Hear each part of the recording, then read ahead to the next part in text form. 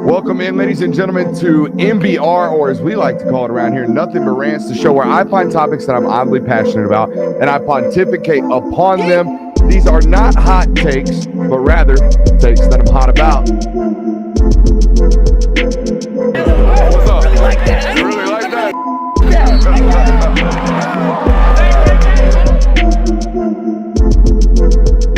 Let's shut up and grind some tape. What is up, ladies and gentlemen? Welcome into the Film Guy Network on a terrific Monday evening. Boys, can you smell it? I almost wrote a poem this morning about the things that I love about football. It really wouldn't have been a poem. It would have just been a bullet list. Buddy, I'm giddy. I'm like, I can almost smell the fresh cut grass. It's a very unique football grass. You know what I'm talking about? It's not the grass. I know exactly. Like, you mow your grass in the backyard, it don't smell like a fresh cut football field. No. I am itching because, ladies and gentlemen, we have football coming to it. Pad's going to be popping by the end of the week. All right? Not only here in Athens, not only across the state of Georgia in high school football, but across the country, because we are officially 1 month away from week 1. Okay, week 0 was last week, so just a couple people got a little action across the country of real life football. But come the end of the week, almost every SEC school will be out here getting after it, and we will no longer be in the quote-unquote off season. We will officially be here. We are absolutely here. We have made it. We have walked through, as I call it, the oasis of the off season. All right, and now we are here for college football. We do indeed have a loaded show for you guys, but another Georgia football player got arrested, or in trouble, I should say, this past weekend, so I have to open today's show there. It's kind of the rule. A Bulldog player gets arrested, that equals a Brooks Austin opening on the Film Guy Network about said topic. If this were an isolated incident, this would be just a personal matter. It wouldn't really require any type of comment or any type of addressment or any type of addressing, I should say, here on the network. It would just be another football player in some deep shit, in some hot water. But it's not an isolated incident. It's not an isolated incident with Georgia and the law there in Athens, Clark County, nor is it an isolated incident with the individual, Ra Thomas, and this particular, let's call her victim's the wrong word. This other party, we'll call it another party. This is not an isolated incident with Ra Thomas and this other party. Ra was arrested this past weekend for cruelty to a child and battery. It is not the first time he's had a violent run-in, as I mentioned, nor the first time with this party involved. He was arrested for family endangerment and false imprisonment back in January of 2023. He got off on the first charge. It was dismissed, and he obviously remained involved with this party, and now this. My question, as I can feel the nerves around this, because it's a very sensitive topic and a very serious matter that's going on right now with Ra Thomas and this individual, and a child is involved, as the charges state. I don't know what to do if you're the head football coach of the football program. I don't know how you avoid, again, this incident. If this were just isolated, again, we would come out here and we wouldn't even talk about it, really, because it's a private matter with something that happened outside of the football building and has nothing really to do with football. It just happens to be this individual goes to the University of Georgia, and Georgia has been in the news quite a bit as of late with regards to the law. I don't know what the answer to what should the coach have done here. I saw a bunch of hot take articles about this is another blemish on the record of Kirby Smart. I don't know what Kirby does as the head football coach to avoid any type of incidents like this, other than have a complete zero tolerance policy. And had he had a complete zero tolerance policy in January 2023, maybe Ra Thomas is suspended indefinitely then. But we don't know publicly what actually happened in that first incident in January. Maybe that was just a loud argument. This one sounds like it has escalated into something that is very, very serious, worth, suspending him indefinitely without any, answer as to what is actually going to happen in court. They just didn't even wait for that. They said, no, he's gone. He's not going to be a part of this football team at all until this is resolved or he is proven innocent of this. We are just going to, remove ourselves from the issue. I don't understand the repercussion or the backlash towards Kirby about this one because, again, this is an isolated incident, but it's not. You know what I'm saying? The rest of the stuff is the traffic violations and all that good stuff. Or not good stuff. You get what I'm saying. I don't have that much of an in-depth answer about the rah-rah stuff. I don't have any in-depth comments about the rah-rah stuff. However, I was thinking about this today, and I did my own research. I wanted to find, hey, my thought process upon going into the research gathering process was this. Everyone wants to blame money about, hey, money gets involved into college football and now all these kids are rich and now they're making really, really bad decisions. And I always thought, man, like, it's kind of a goofy one to just be like, give money to young people. They're going to do stupid shit. It kind of made sense to me, but it really wasn't a verifiable reason to blame things like this on or blame any of the things going on around college football, particularly in Athens, around.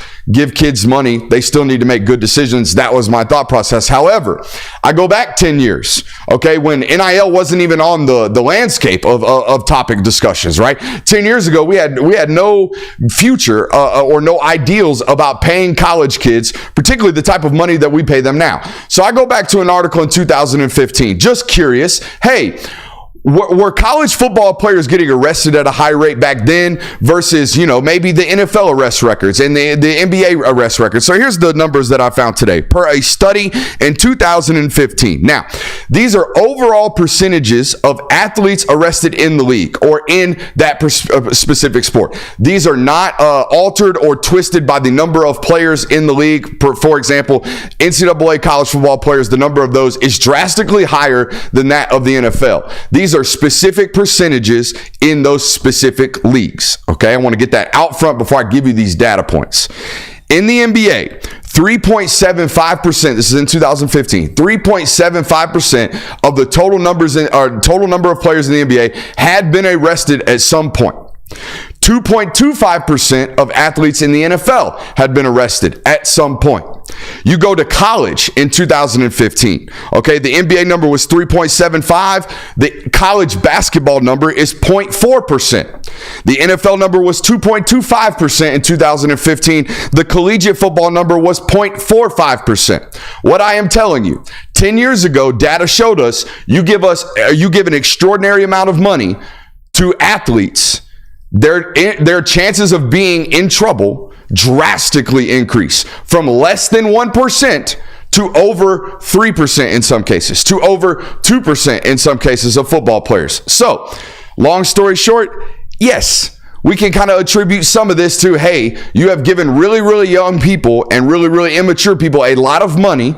Also, we need to point to the fact that this is seemingly an isolated incident in Athens and in Georgia, because I don't hear of these types of increases in incidences at other universities. It seems to be here in Athens. So that still needs to be addressed. However, it also needs to be pointed out that clearly money has played a role in some of these decision-making processes. Welcome in.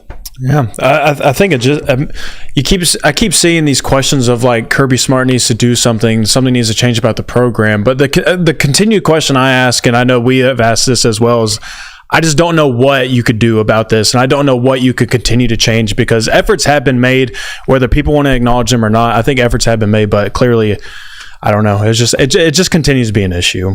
You look like you're in deep thought there, Kirb. It's never something you want to, I don't even want to say make excuses for or make reasons for at all, but it's also, you have to wonder how much of our situations like these put in a different light or put more attention to because of the driving incidents that have occurred. Oh, you mean like because this is, again, like I said, a non-isolated incident? Yes. Yeah. That this just compounds the problem? Correct. Yeah, these are exponential reports at this point. Like, you've had situations like this before. I believe Jeremiah Holloman was a similar reason for why he was dismissed from the team. So it's not like this has never happened and Georgia hasn't dealt with things like this before, but because you have, again, the number 24 is hanging over the program's head right now of the arrests that have been, or the violations that have been made traffic related, this now compounds with it, and it goes into, oh my gosh, does Georgia have a culture issue? To where your outside narrative is they believe it's yes. I mean, we see the program every day. We're probably more in touch with it than most people. We understand that there are certain things that you just can't control in here, but when the outside narrative is they don't have control of what's going on, and then stuff like this happens, it's not helpful.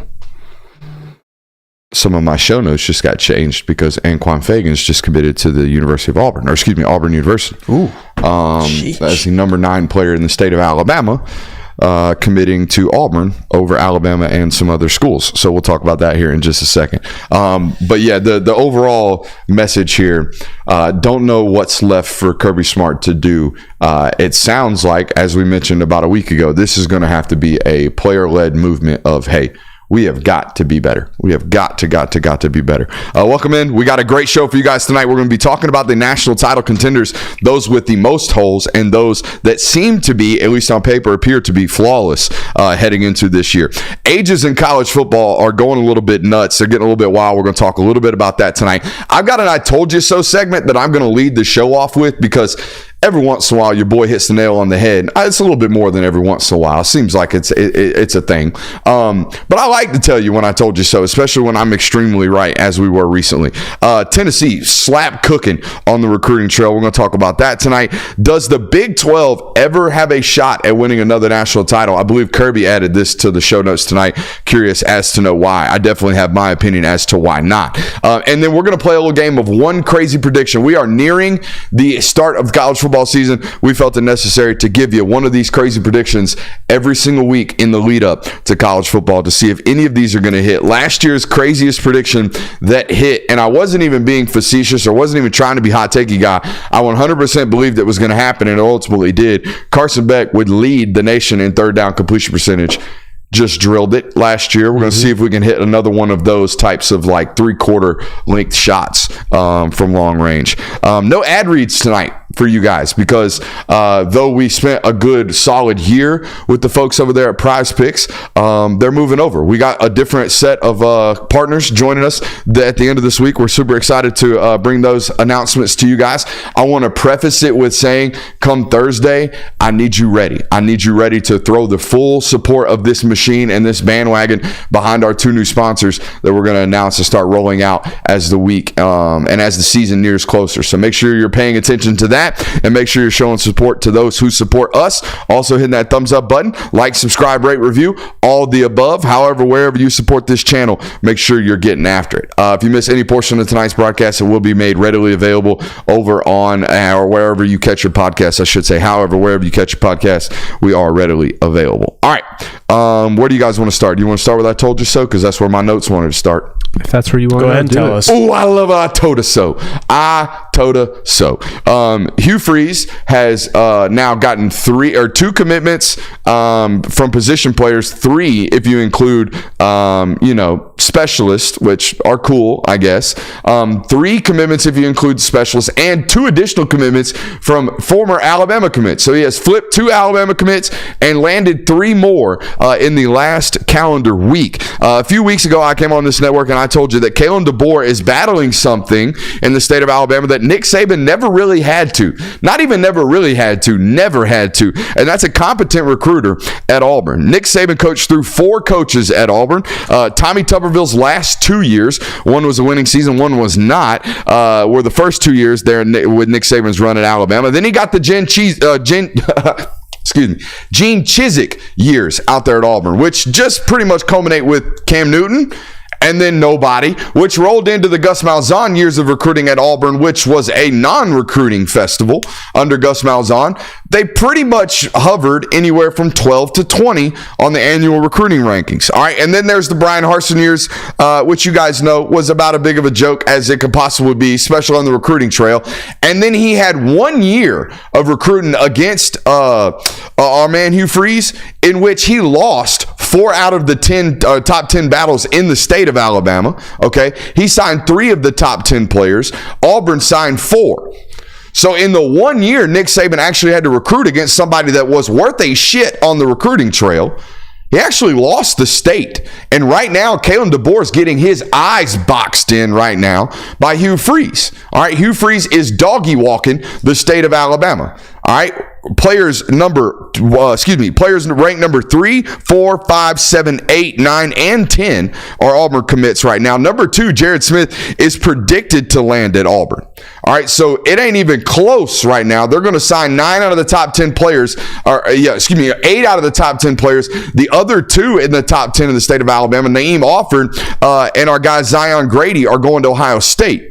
All right, so Auburn is doing their damn best in the state of Alabama, and that's bad news for Alabama. But here's the good news for Alabama: Kalen DeBoer's got the number 2 ranked class in the country, and he's getting walked in his own backyard. So it's kind of this interesting dynamic going on right now, boys, where it appears to me that if all things go like it seems they're going to go for Auburn this year, they're going to land a top 5 class, basically doing it all in the house or the state of Alabama. And then Alabama's going to sign a top 5 class, signing everything nationally. This is, I would say, not great for the rest of the SEC, particularly if these 2 teams are going to recruit at the top 5 level. You got some dudes to battle out there with those 2 programs. Mm-hmm. Yeah, I think I touched on this a little bit last week, but I think the state of Alabama is such a unique situation because I think Alabama is really the only state where you get 2 big-time programs going head-to-head on the trail, really, and like big 2. Like Texas is the only other state that I could really make an argument for. And they've got 3. Yeah. Because Oklahoma gets in the mix, and they're not in state, but they might as well be. Exactly. And I would say that it really doesn't even feel like this, though, if this continues to be the trend of Hugh Freeze and Kalen DeBoer battling out on the trail. So I think it's very unique that, one, they're taking kind of different approaches. Kalen DeBoer recruiting nationally, taking some guys outside of the state, Hugh Freeze tapping into the state. So I hope this continues because I think it'd provide a good case study over the next few years of, well, who's winning. They're both winning on the trail, but whose method is winning best on the football field. I mean, DeBoer's got 3 5-stars, from 3 different states. He's got 5 stars from Texas, Mississippi, and California. I think it's 4 from 3 different states. I think he's got 2 5-stars from Texas. Wow. I think the worst part about this for the rest of the SEC is it's a sustainable model. There's always going to be good talent in the state of Alabama for Auburn to pick from. Going on the assumption that Alabama continues to follow this model and Hugh Freeze continues to follow the same, there's always going to be talent in Alabama. There's always going to be talent nationally. And if Kalen DeBoer can tap into that pipeline nationally and Hugh Freeze can dominate the state of Alabama, you have a massive problem to where both of these programs have an ability to recruit for a long time. Do you think people fail to realize that, or fail to remember, or at least fail to credit Hugh for what he did at Ole Miss on the recruiting trail? Because I tweeted about it today. I feel like people forget that Hugh Freeze was out here stealing recruits from Alabama at Ole Miss. And granted, he did so with some backlash from the NCAA, but now we know that, there are no governors. There are no rules. You can do whatever you want. And by the way, he's doing that now at Auburn, which is far better of a recruiting pool than Ole Miss. And oh, by the way, he's got the Yellowwood money, which runs deep, which runs really, really deep. So, and I love that Hugh has approached this as we will go when it's time to go. You know what I mean? We're not going to be rushed to go out and get heavily involved in the transfer portal at quarterback this year, despite the fact that we obviously need a better quarterback. And our quarterback situation is not great. We're going to hold off because we're not ready.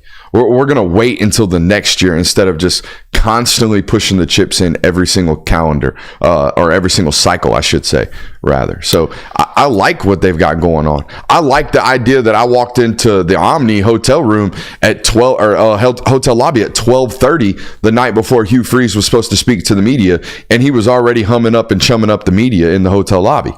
I like that. I don't know if that's always I don't know if I always would have liked that, but the idea that he seems to be approaching this as I've got to hit all of the bases at the right time, as opposed to just trying to hit home runs constantly. Yeah, and I think what he did at Ole Miss is just pushed to the wayside because there was just these allegations, and so everybody it's like he don't count it because he cheated. Yeah, exactly. Okay. And I think that since we're kind of pretty detached from that time period of when that was, people kind of forget of what was going on, the happenings, and also what the new college football era is right now.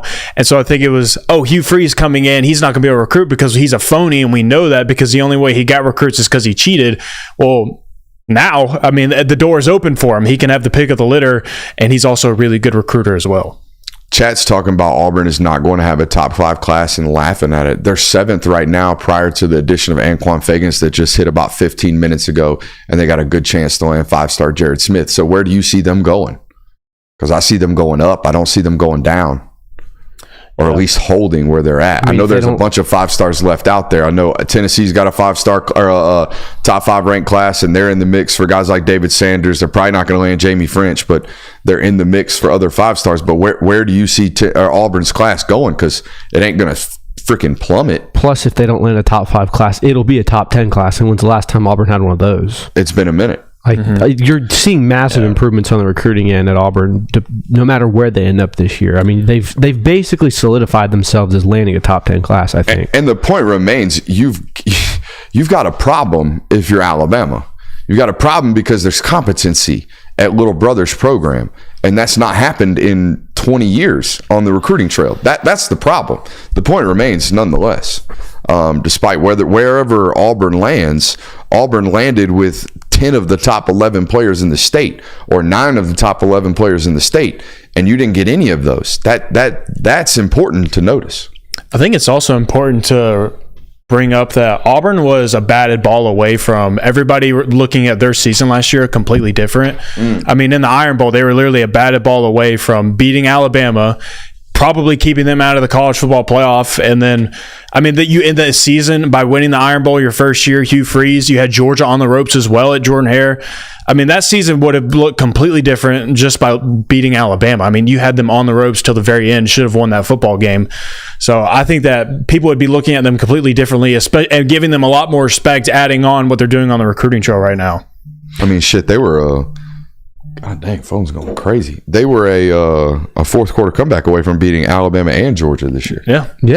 And personally, I think the only reason they really were in that game as competitively as they were against Georgia was because of Hugh Freeze's offensive game planning. Mm-hmm. The quarterback run design that they had in that football game was phenomenal. Probably the best run package that was developed all year last year against Georgia. Yeah. Yes. And it was something that was out of nowhere as well. I think that was like game 6. That game was like in the middle of the year last year. It was fourth maybe game. early. Yeah, week 4. So it was like fourth game. So it was Georgia's first true road game. Correct. And they had like 3 or 4 games on tape, and Peyton Thorne hadn't had any design runs. They did all of it with Robbie Ashford. And then all of a sudden, in that football game, they had 3 or 4 design runs for Peyton Thorne, and they all hit like nobody's business. So I think he's not only a really, really good recruiter, I think he's obviously a relatively good football coach as well. So like, I think it's a different challenge that, again, I don't think Auburn's ever presented to Alabama. Gus Malzahn battled in football games. I mean, he had I think he was 7-5 against Nick Saban, or excuse me, 5-7 against Nick Saban. I don't think they played that many times. I think it was like 2-4. All right, 2-4. Nonetheless, he was closer to 500 or better than any other coach that has gone up against Nick Saban. But he did so through schematics and trickeration. He did not do so due to accumulation. Right. This Hugh Freeze cat's out here recruiting dudes, and has been pretty much since he started the game of recruiting. Do you guys know how Hugh Freeze got his start? Yes. We've talked about this, I think. If you start telling the story, I might remember it. Hugh Freeze was the offensive coordinator for Michael Orr. Yep. Oh, yeah, I do remember. And got a graduate assistant's job with Ole Miss, and then the rest of the story is written. So there you go. Shout out to getting connected to a 5-star. You know what I mean? Just, if you want a college job and there's a 5-star near you, just go hop in the pocket of that joker, because you might end up on a collegiate staff someday. All right, let's go on to this next one. National title contenders with some holes. All right, so here's how we did this. We went to our favorite gambling site that shall be left nameless until maybe down the road. Went to our favorite site, and we found the national title odds. Now, we cut these odds off when there was an obvious drop-off, meaning like Vegas doesn't think you have a chance. So we're gonna agree rather with Vegas on this. So here are the teams: Georgia at plus 310, Ohio State at plus 375, Oregon at plus 750, Texas at plus 800, Bama at plus 1200, Ole Miss at plus 1500. Then the odds really start to increase, almost double. Notre Dame at plus 2400, Florida State, Michigan, yada yada yada, on down the list. So what I'm telling you is Las Vegas and the betting books think there are 6 national title real true contenders based on the odds. Georgia, Ohio State, Oregon, Texas, Bama, and Ole Miss. So what we are going to do, gentlemen, is look at these 6 teams, and I want you to tell me which one of these teams, first of all, shows no flaws, meaning looking at them on paper, there are very, very few questions, if any at all. And then after that, I want to go through the flaws of the teams that have them. Okay. Make sense? Yeah. Mm-hmm. All right, who wants to go first? Do I want to agree on the flawless team? I think the 2 teams that you... So you have 2 teams for the flawless category? Yes. Okay, I have 1, and I will tell you why once we announce them. You have 2? I only picked 1, but I think you can make an argument for a second one. All right, so the 2 teams we're obviously talking about are Georgia and Ohio State. Correct. Yes. All right, we don't need to necessarily talk about why Georgia is flawless, apart from who's going to be the other guy at corner. Yeah. Amongst the 3 really, really talented, probably NFL football corners. That's the only real question going into camp. Yeah, and I mean, this new wrinkle with Ra, but nonetheless. Yeah, and you're also replacing a lot of players in the back end of your defense. I mean, Malachi Starks, as good as he is, he's the only returning starter with the exception of Dalen Everett. So there's a lot to replace there on the back end. And I think the secondary is where, if Georgia's going to lose a game in the last 3 years, it's been because their secondary gets torched. So I think that's the one where you could maybe say it's a question, but it's also Georgia and a Kirby Smart team. You know that roster's going to be full of talent. All right, so we'll put Georgia in the flawless category unanimously here. Now, you chose Ohio State. I am anti-Will Howard deep state. I think quarterback is limited. I think there is a legitimate question at that spot. So that's why I left them off of this list, because I could see them losing a football game because I don't truly believe 100% in their quarterback. I totally get why that's a case, but Will Howard had 3,000 total yards of offense and 24 touchdowns and 10 interceptions. He was a solid quarterback. I don't think he's a Heisman contender. I don't think he's a otherworldly talent at the quarterback position. He's serviceable. You've proved that you don't necessarily need that. I mean, the last few national champions, as good as the Stetson Bennett was, he wasn't a Jaden Daniels like talent. Like, he wasn't a world beater. JJ McCarthy certainly wasn't this either. So you don't necessarily need the world beater talent, and his stats prove it. He's a very solid option at quarterback, I think. So the 2 examples of not great quarterback play were a guy who threw for 4,000 yards and finished 3rd in the Heisman, and a first-round draft pick. I think that my question, too, for Ohio State, maybe not even necessarily the quarterback position, but I think, too, just it feels like there's going to be this somewhat shift of offensive identity for them. And I don't necessarily know how I feel about that, because the Ohio State I know over the last 6 years is this team that has really good wide receivers that gets them the ball and they just dominate for 4 quarters. And oh, by the way, they have a good defense as well. They're going to get you off the football field, and then they're going to go score in 3 plays because of their great wide receivers. Turning this, it kind of gives me the vibes of what Alabama was pushing, that preseason propaganda that they were trying to push. If we have this great run game, we're turning back the clock. We're going to pound the football throughout these football games. We have 2 great backs in Ohio State. That's kind of what we're going to do. We have Chip Kelly, great run game coordinator as well.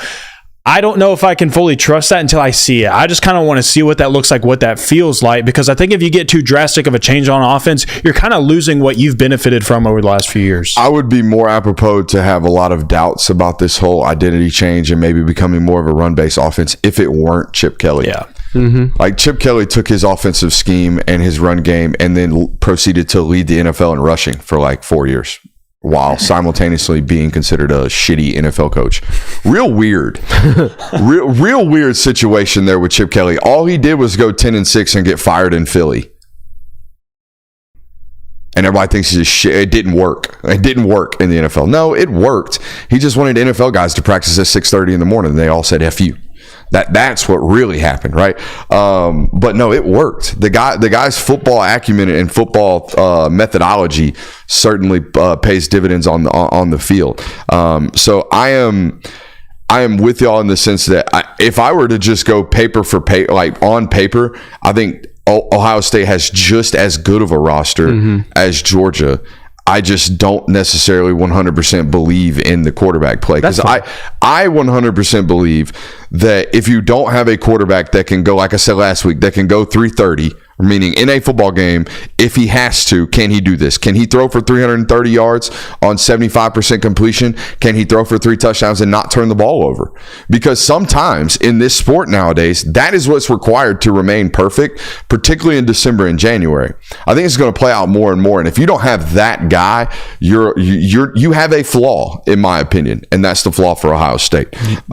Just so you know, he threw for 330 yards against Texas last year. So maybe they have this guy. They lost that football game. Right. And he had a turnover? He had, 4 touchdowns, 1 interception.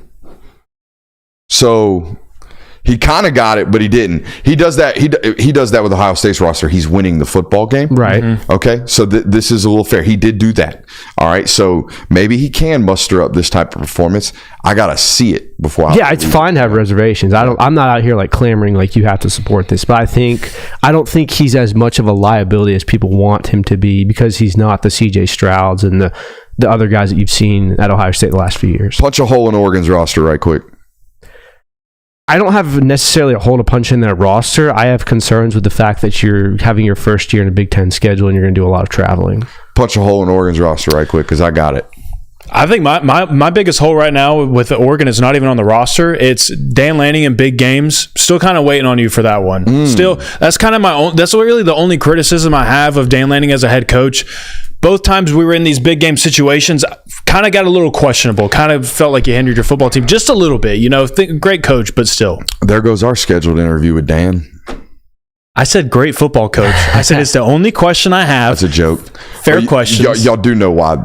I truly believe this is why other shows don't give opinions like that. Yeah. Because they know if I say that, he ain't coming on. Or if I continually say that, he ain't coming on. I also think Dan's probably the guy that doesn't care if we say that. Dan probably does not have time to watch the Film Guy Network despite his allegiances with the channel. Yeah. But that'd be cool if he did. That'd be sick. Except for that part right there. The hole on Dan's roster out there at Oregon is pretty simple to me. He's got 10 new transfers on the 2 deep defensively alone. We can talk about the new quarterback. We can talk about second year in the offensive coordinator with a new quarterback. We can talk about whatever you want to talk about with Oregon's roster. The main thing is the fact that they got 10 new guys on that 2 deep that I guarantee are going to have to play this year for that defense. So I don't expect the offense to take a step back. In fact, there's potential that the offense actually somehow improves. I don't even know how that would be possible, but it very well could. Jordan James is an elite running back. Dylan Gabriel is an elite quarterback. By the way, I think they have the 2 best slot receivers not named Luther Burden in the sport. Okay. Both of which, one's returning from last year, number 15, I forget his name. And then obviously they brought in the transfer Evan Stewart from Texas A&M. So they have plenty of firepower. I just wonder if they're going to take a step back defensively in a conference that you can't really afford to take a step back defensively. Poke a hole in Texas's roster. Go. Shoot, I got a bunch of holes. I think this is. I think you can make the argument that they're the most flawed title contender right now, because when I look at their roster, I continue to fall upon questions that I have about them. Like, first one, you went and got Isaiah Bond, and that's a great thing for your wide receiver core, but you also lost A.D. Mitchell, and you lost Xavier Worthy. You also brought in another transfer, Matthew Golden from Houston. He's coming off a season where he had 38 receptions for 404 receiving yards. So, that's good that you got some replacements to follow up the guys that you just sent to the league, but I don't know if it's going to be enough to replace the firepower that you had last year at the wide receiver position. I think there's also fair questions to have about Quinn Ewers, just like how we harp on Carson Beck needs to get better at the deep ball. Quinn Ewers needs to do the same thing. He was historically bad last year. So bad. He went like 26% completion percentage. Oh, it was horrible. Yeah, we read the stats off one time on the show, but everybody remembers the one deep ball he had against Alabama. Perfect. But that's not how it is every single Saturday for Quinn Ewers. So just like we say the same thing for Carson Beck, the same needs to be said for Quinn Ewers, and they're going to need him to be better in that area for them to be better offensively. And then also the secondary, highly questionable. They were 116th last year in pass defense, and the spring game did not show any indication that it was going to improve this year. And also, no extreme measures in the portal to improve such a defensive backfield. No, along with everything you said, you lost receiver talent. Your secondary was shoddy at best last year. You lost Devondre Sweat. Your ability to plug up the interior offensive line on the line of scrimmage went down significantly. I think that they probably are going to take a step back in that regard as well, which means you're going to have to lean more on the secondary, which we all think is suspect. So, and the first-round defensive tackle. Number 90. Forget his name. Brooks? Was that it? No, that Jonathan Brooks was a running back a couple of years ago for them. He ended up going to Seattle.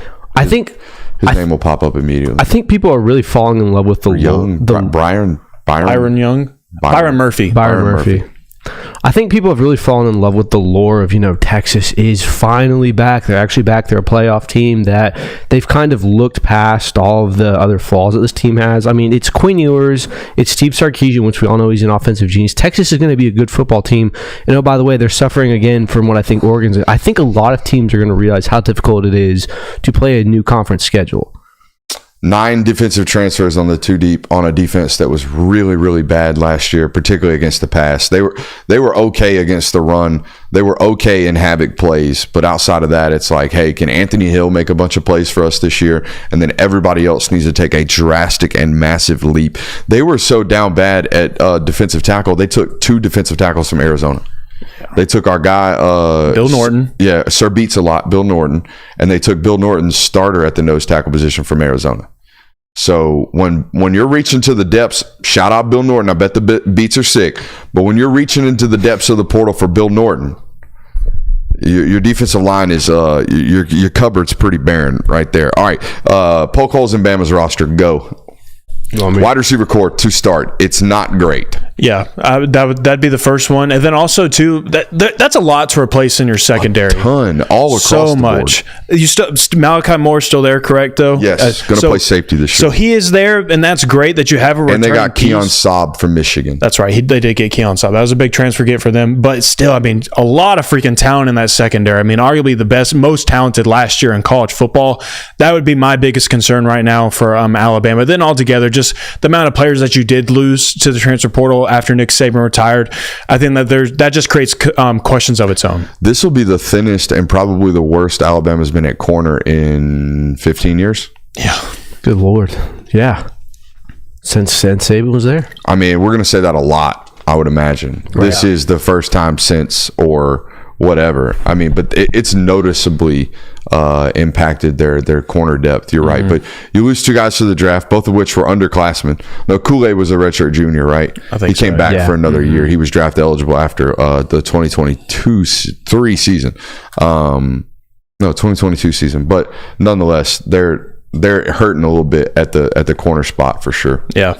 I think another thing you have to look at is the quarterback position is going to be a question. Can Jalen Milroe run an offense that is systemed around Kalen DeBoer? Can Kalen DeBoer alter his offense for just Jalen Milroe as well? Yeah, that's one of those questions where if it pays off, it's going to pay off very well because he's the most athletic quarterback in college football right now. But if you can't adjust to that and you can't make that match make in heaven, it's going to be very ugly at the start for Alabama's offense. And by the way, you're in your first year as a head coach. I think that's the biggest red flag. There are going to be hiccups. Now, he did just take a team to the playoffs with Washington, but when you adopt a new roster, when you adopt a new culture, it doesn't matter, how well you recruit, how good your X's and O's are. Kirby Smart went 7-5, Nick Saban went 7-5, Urban Meyer went 9-3, Dabo Swinney went 8-4 in their first years. Like, no one really overachieves to this level when you take the first year. So I think that's the biggest question you have. I'm looking at the depth chart right now. Damani Jackson, the transfer from USC, is going to start at one corner. Deshaun Jones, junior transfer, a redshirt junior transfer, will start at the other. And then after that, the depth chart is comprised of 3 true freshmen, Xavier Brown, Red Morgan, and Jalen Mbakwe. They're an injury away from a true freshman getting on the field. So a true freshman is going to be starting at some point this year for Alabama because that's almost guaranteed. Yeah. That's a long way from having like 4 or 5 of them jokers just sitting on the bench over there hanging out. No doubt. It's quite a fall. All right, poke a hole in Ole Miss. It's Ole Miss? I think. Is that your hole? I think it's Lane Kiffin? Well, the biggest hole is, like you've said, when you have a mercenary roster, if one thing slips, you can kind of see it all fall apart much easier. Secondly, Lane Kiffin doesn't exactly have an excellent track record in big games. And if you want to be a national title contender, you have to win big games. So I think that's going to be the biggest question. And again, that's not necessarily a roster issue. That's just a historical statistic thing that you look at as Ole Miss and go, this is something that you would raise an eyebrow at. All right, so when it comes to Ole Miss, I look directly at their road games because their home road splits are completely a travesty with regards to offensive production. So they have to go to LSU this year. They have to go to Arkansas. They have to go to Gainesville. Okay, those are the 3 hardest road games. That's not that bad. It's not horrible. You know, Bama's not in there. No Texas. They get Ole Miss at home. The schedule's not. Who at home? They get Oklahoma at home. Okay.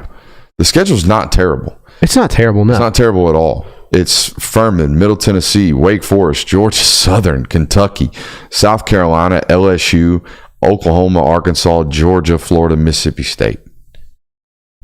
I mean, that should be 10-2. It's a manageable schedule for sure. But again, like we've said, yeah. What happens if the wheels start falling off? Does the thing crash completely? Because it is a mercenary roster, like we said. It's assembled from a bunch of guys we've pulled from the transfer portal this year, and you've got a lot of mercenaries on this roster. There's also probably other holes that you can find, like the fact that I can't name a single offensive lineman from Ole Miss. That's probably true. Is that fair? Is that pre-scoring? I was trying to look at is the tight end back? Pre-scoring is back, yes. Okay. I was looking at Jackson Dart's stats. 3,800 with some rushing yards. Well, I was trying to pinpoint specific games. Like he was harping on the big games, and I was trying to look at Jackson Dart's big game stats. And I looked at Alabama and Georgia last year, He got swallowed in both football both of them. He went 0 touchdowns and interception in both of them, and like 220 yards in both. Yeah, of them as well. so I think that if that trend continues, but isn't that also falls under the category of road games because yes. they played both of those on the road last year. I just the system, and granted they're a lot older now, they're a lot more mature. A lot of those guys came back, guys like Trey Harris and obviously Jackson Dart and some other pre-scoring, and they have a lot of continuity and return value on that roster. But if you can't take your system and run it without the bells and whistles and still win football games, then it's really hard to win on the road. You can hear every great coach in this conference talk about how hard it is to win on the road. If you follow up on those questions about the difficulty on the road with a question like, what do you do on the road to make things simpler for your offense? From great coaches like Kirby Smart, you will hear them talk about how you have to simplify. Basically, you have to be able to line up and beat the people across from you in order to win on the road in this conference, because the bells and the whistles get taken out by the crowd noise.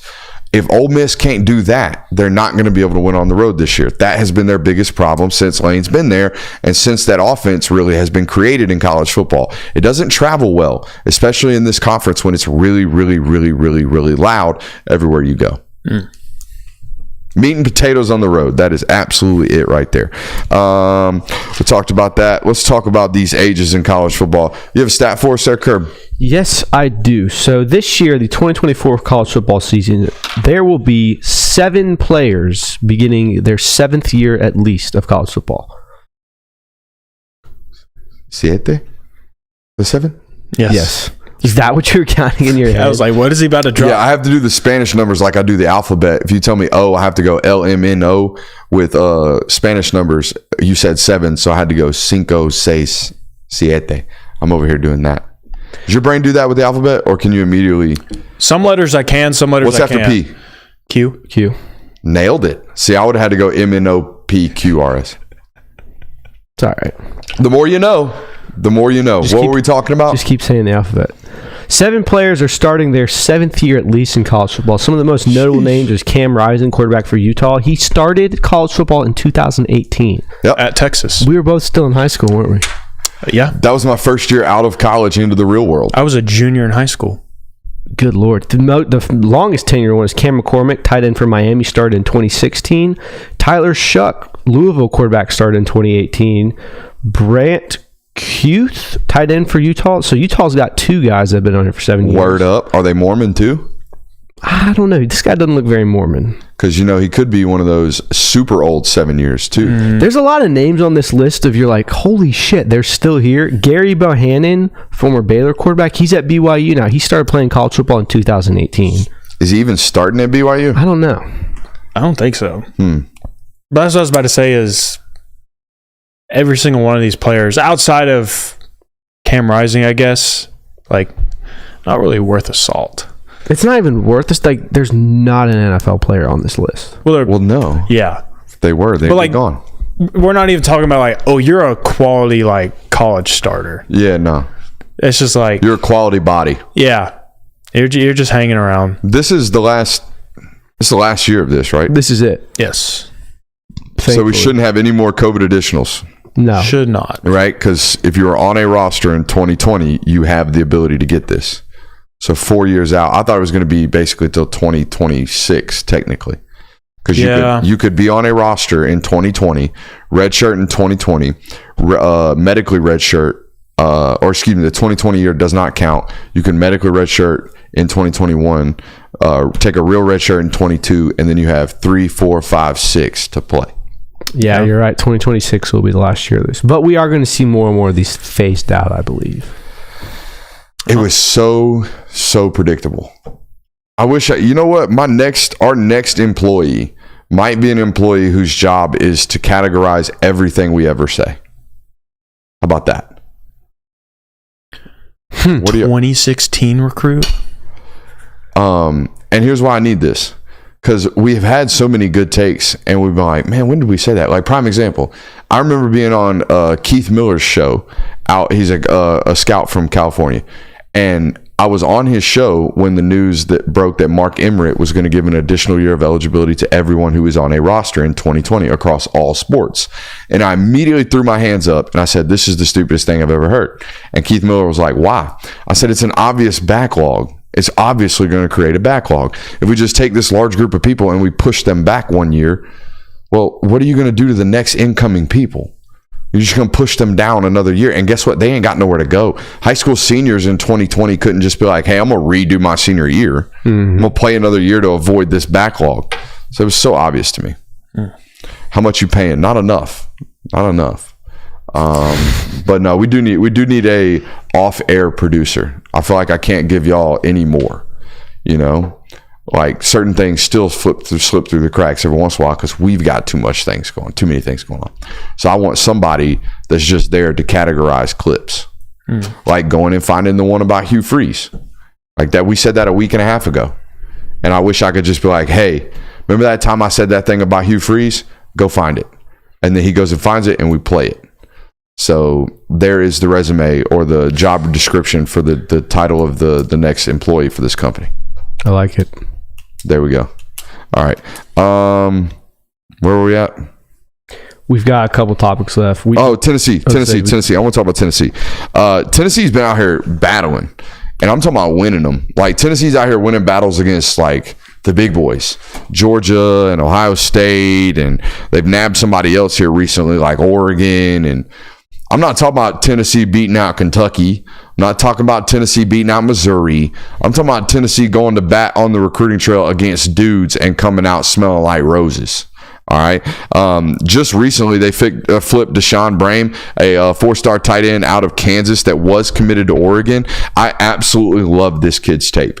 He's 6'5" to 6'6", depending on what industry service you like to follow. He's 230 pounds, and he run like deer. He run like deer. Now, he's a little stiff, but he's going to be a guy, I believe, on the college level. They beat Georgia, South Carolina, and Florida for Lagonza Hayward, the safety out of Toombs County.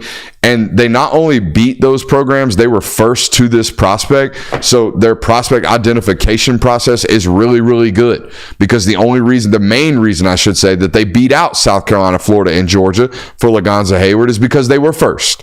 And if you're first on a 6'2", 205-pound safety out of Toombs County, Georgia, you're pretty damn good at what you're doing. Okay, you're pretty damn good at what you're doing. They beat Georgia and Alabama for Travis Smith Jr. They beat Georgia for Christian Gass. These are really, really good football players that I'm not going to sit here and tell you, oh, Georgia let that guy go. No, Georgia lost those battles just like Georgia lost the battle with Mike Matthews last year. Ladies and gentlemen, Tennessee is recruiting like a really, really, really, really competitive SEC football team.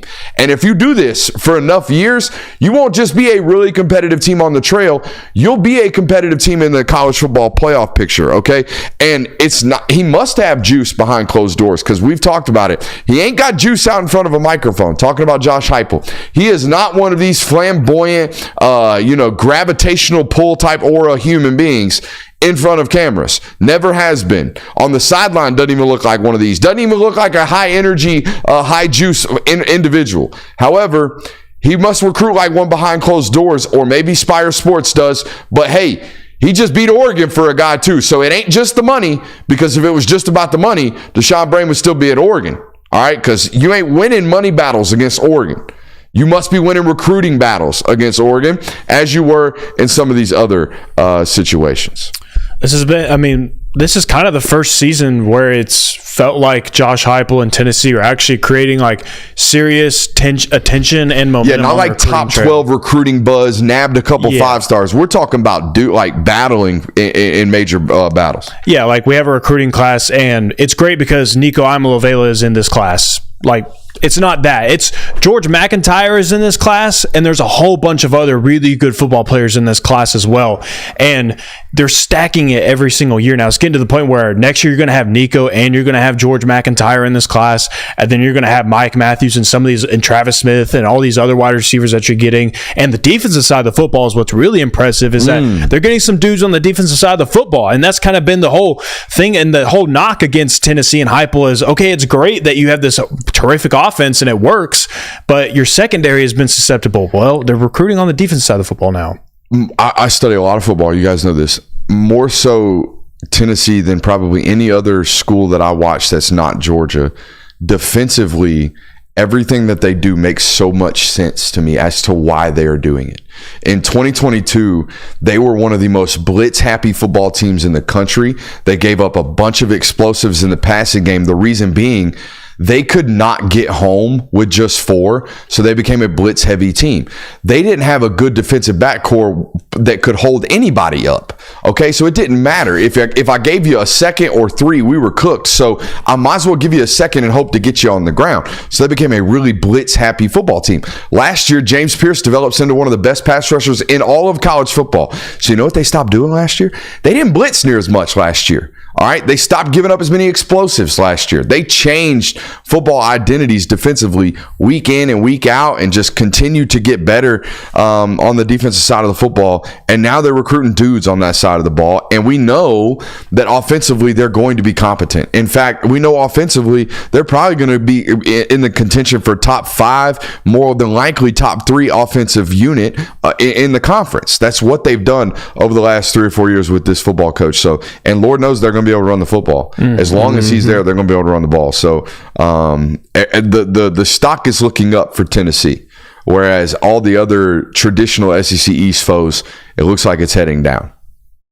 Which now doesn't matter divisionally, obviously, but in terms of where the SEC power is moving, it's moving towards Tennessee, away from South Carolina, away from Florida, in situations like that. Yeah, absolutely. I'm not saying they're stealing thunder from Georgia yet, but shit, they took Mike Matthews, they took Christian Gass, they might end up landing David Sanders. This is a football program that's recruiting. I don't think they're going to land Jamie French, but I wouldn't count them out at this point to land anybody. Yeah, right. It looks like they're doing, they if they really wanted to, I bet right now they could take Josh Petty. Seems like Josh Petty might be the first 5-star to ever end up at Georgia Tech because he's 267 pounds, but he's a 5-star, and he's going to boost somebody's rankings really, really highly whenever he lands. Thoughts on the Tennessee thing at all? I'm just trying to rack my brain in general. Like, is this the best the SEC's ever been? Like, in terms of talent it's acquired, like Missouri's up, Auburn's recruiting at a high level again. If you don't include Texas and Oklahoma, you go traditional SEC schools. Obviously adding them makes it, the best, but... Yeah. I mean, LSU's a 9-3 football team. But LSU, that's... Right, I'm just going across the conference. Normally, they're one of these 11-2, like, potential national title contenders. We don't view them that this year. But you're right. There are, Missouri's up, Tennessee's up, Kentucky's middling. Kentucky's Kentucky. Ole Miss is up. Big. Ole Miss is up. I would say Auburn's on the rise. Auburn's on the rise. They're not up yet, but they're on the move. Right. Bama might not be Bama's still there. Georgia's the juggernaut still there. Yeah, but they're still very good. Yeah. It's a good discussion to have. I mean, it seems like there are more teams that are on the rise or at least have their shit together than there aren't. Mm-hmm. Yeah, like I remember a time when you look at your schedule and you go, oh, we got Missouri. Okay, that's a 20-point victory. We have to play Missouri this week? That's a battle nowadays. Yeah, like even Tennessee. 5 years ago, okay, we've got Tennessee. We should be able to win that game no matter where it is. Tennessee's a very good program now. Even Auburn. Like, Auburn was a joke for the last 3 years. They barely lost to Georgia, barely lost to Alabama. And they have a top 5 recruiting class right now. Or they're going to probably. So, it's just a thought of mine. Florida, USC Junior, Vandy, Mississippi State. Not good, but... Those are all down. Yes. Who else would be in that down category? South Carolina. I already put them USC Junior. Oh, yeah, my bad. That's it? That's about it. Everybody else is either... Oh, Arkansas. Arkansas. Arkansas is the 5th right there. But is Arkansas down or is Arkansas just Arkansas? Arkansas is bottom. And they're so far down their bottom. We know what up looks like. Up looks like beating Texas at home and maybe winning 9 or 10 games, being a top 10 ranked opponent when you go on the road to Georgia. That's what up at Arkansas looks like. Valid. You look like you got something over there, JWIll. I was trying to think back of is this the best the SEC has been in quite some time, and for some reason 2014 popped into my head. That was an odd year for it to pop in my head, but I went back and looked at it just anyways. And Missouri, that was the year Missouri won the East, so they went 11-3. Georgia went 10-3 that year. Alabama went 12-2 that year. Mississippi State went 10-3. Ole Miss was ranked at the end of the year 9-4. Auburn was ranked at the year 8-5. That was a good SEC. And South Carolina, while their record was 7-6, I believe they beat Georgia that year. I think Dylan Thompson was the quarterback, or Thompson was a quarterback. They beat him in Columbia that year. Yeah, Skylar Thompson, maybe. Skylar Thompson. Is that maybe right? Yeah, for some reason that's just you talk about weird football brain. That was a weird football brain moment. Yeah, that was a weird football brain moment. That makes me a little proud to know you right there. It was pretty impressive. Great year for the SEC, and it is an up year without a doubt for the SEC. It is a down year and a down supposed future, according to the show notes for the Big 12. Why did this get thrown into the show notes there, Curb? I was just looking at statistics of national champions and all that, and you realize like how the run the SEC had during the BCS era was from like 2006 to 2013. They just won all the natties, and then it was basically they've dominated as well, with the exception of Ohio State in 2014 and Clemson those 2 years. And you have to think about it.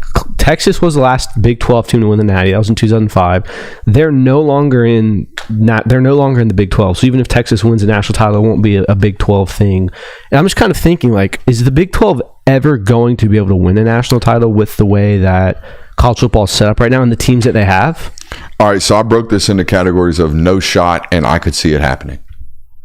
Right. All right, here we go. No shot. Tell me if you disagree on any of these teams. Baylor's got no shot to win a national title. As of now, no. So we're just talking 2024? I'm talking about point blank. Baylor's got no shot. Really? SMU's got the shot for the small dog in that state nowadays. Y'all talking about recruiting battles. Baylor's got to beat Texas Tech, Texas, Oklahoma, Texas A&M, and now SMU for recruits. And oh, by the way, Houston ain't letting those caliber football players just walk out of Southeast Texas. Okay? So I don't see Baylor, in the way that the college football is constituted now, winning a national title. Even those Cinderella stories, like Robert Griffin's team, they're not winning 4 games in the playoffs. Y'all can get the hell out of here with any idea that they would. All right, so y'all, any agreements? You gave me hesitation. They're the 4th best team in the state of Texas. I don't disagree with you. That doesn't include Oklahoma. The only reason I'm pushing back a little bit is because they are one of the few Big 12 teams that like showed life in the early 10s. Like those 2014 to 2015, those Art Briles teams were very good. Now they were very good, but those Art Briles teams in 2014 are not winning a college football playoff. All right, BYU. No. Yeah, I agree with that. Cincy. Not anymore. Colorado. Nah. Houston. Iowa State. No. Don't even try me. Kansas. Maybe. If they don't do it this year, it's a no. I would entertain them making a run. I'm going to say no. I don't think they have a shot. Texas Tech. Nope. West Virginia. I'm good. Arizona State. Nope. All right, those are the absolute no's. Now, it never happening, no shot, give it up. These are the teams that I think have a shot. All right, I'm going to give you a first tier, and then there's a second tier. I'll give you the second tier first. TCU. I mean, there have been 2 or 3 instances in the last 10 years where they're like, wait a minute, TCU's in the national title. TCU's undefeated. They managed to squeak it out, have had 2, really, really good coaches there over the last 2 decades. We'll give it to them. Oklahoma State. I mean, consistent 9-3 team could make a playoff. A consistent 9-3 team could be a 10-2 team one time and get dumb hot in December. Yep. So it's a possibility. Possible. I would. We could see it. K-State. Sure. Could see it. Could see it. All right. Now these are the ones that are in the first tier of this conference, in my opinion, because of proximity to talent. I have UCF here. I think UCF could recruit like a top 15 team if they got an absolute freakazoid dude of a football coach in there that cared. Gus Malzahn's recruiting at a top 20 level, I believe, right now. And like I told you earlier during the Auburn segment, that dude don't give a shit. The only reason they recruited that well is because JWIll was there for like 8 months. All right. And he basically signed every kid in Metro Atlanta that was worth a shit. After that, I put Arizona in the list of potentials. I think there's enough talent out west that if, Jed Fish had a Jed Fish type football coach had stayed there for a while, they might have been able to put a run together. And then I have Utah in that first group of teams that actually potentially have a chance. Yeah. But again, going back to my original point of this, like, you're talking about one of those teams has to have a really, really good season by Big 12 standards, which is win 10 games in the regular season. Then you have to win 3 or 4 straight against the best teams in the country. Like, it's going to take and if that did happen, it would be the Cinderella story of all Cinderella stories. Like, what TCU did in 2022 was borderline, like, amazing, the fact that they got as far as they did. So it's just, to me, like, I think we're shifting to a paradigm in college football where Big Ten and the SEC are the big players. ACC's got Florida State and Clemson for now, and those are their 2 contenders. And the Big 12 is just kind of a secondary conference. I would assume they removed the limit per conference on the new 12-team playoff, because when it first got pushed to this format, you were only going to allowed to have a maximum of 3 per conference. But that was when the Pac-12 existed. So I would imagine they got rid of that stipulation now, and it's just going to be straight up 11 top-ranked teams and then the 1 freebie. I'd have to assume so. I would too, because people like Matt Rule are out here making comments that are both blasphemous and would be against the rules had that rule been in place. The idea that the Big Ten should automatically get 4, which is absurd. That's a crazy take. That's a crazy take. I want to nail some crazier takes. I want one crazy prediction from each of you guys, and I'll hammer it home before we head to the local hour. Are we ready? I'm ready. All right. Who wants to go first? By the way, I'm writing these and putting them on the wall. Okay. I go first a lot, so you can go first. Do we have Post-it notes anywhere? I don't have any over here. I don't have any. We got like a quartet. I ain't a student anymore. I don't need them. I got quartet over there. Maybe we shouldn't permanently put them on the board. Probably not. Probably not. It's a bad idea. I'll figure something out. You guys get to talking. We'll get our intern to save these takes for later, and then we'll... Yeah, shout out to the intern. I had the folks in the SEC podcast think we had like 20 people working on this show. I'm like, nah, dog. Small op. Small op. Go ahead. Anyways, so week 0, college football. There's a tradition lately. I don't know how long it's been going on, but... Say like the last 2 years, maybe? Yeah, for a while. Week 0, there's a game played in Ireland. It's usually with an ACC team. Last year, I think it was Northwestern and Nebraska or something like that. This year, it's Georgia Tech and Florida State. It's a week 0 game in another country with 2 teams that are, for all extensive purposes, on the rise. I'm going to go ahead and make the hot take that is a 1-score game. So who's winning though? Or you don't want to give that yet? I'll give Florida State the edge on that because their roster talent is a lot better. But I think the strides that Georgia Tech has taken in the last 2 years under their new head coach, Florida State I think is going to be a regression. It's week 0. You haven't had a lot of time to practice. It's going to be the first time against live bullets. You're going to have mistakes. You're going to have mess ups. Things are going to happen in this game. I'm going to say Georgia Tech versus Florida State is a 1-score game. I don't think that's very crazy. What would have been crazy is had you picked Tech to win that football game. You don't think a 1-score game is crazy? No. That's going to be the line's going to be 12 points. It's going to be 15 points, I think. You think so? Ooh. It's crazy, man. It's crazy you went a touchdown off the line. That's insane. All right. Well, I mean, you to be fair, you gave us this prompt like 15 minutes before we went on air. That's fair. Like, that's fair. What do you got for me? Well, there's no excuses because I'm about to give you a crazy one. I think I'm going to top both of you with this crazy take. I'll go ahead and tell you one of the Heisman finalists for the end of the season right now. Oh. And you can go ahead and book it in right now. So we got Georgia Tech versus FSU, 1-score game. All right. What do you got, big man? I got Ashton Genty as a Heisman finalist. Who the fuck in New is York. That? He is Boise State's running back. And he's going man with dreads. He's going into year 3 this year. Last year, he had 220 carries, over 1,900 total yards last season, 19 touchdowns, and still averaged over 6 yards per carry. So we got a little Northern Illinois quarterback situation going on here. What was Buddy's name?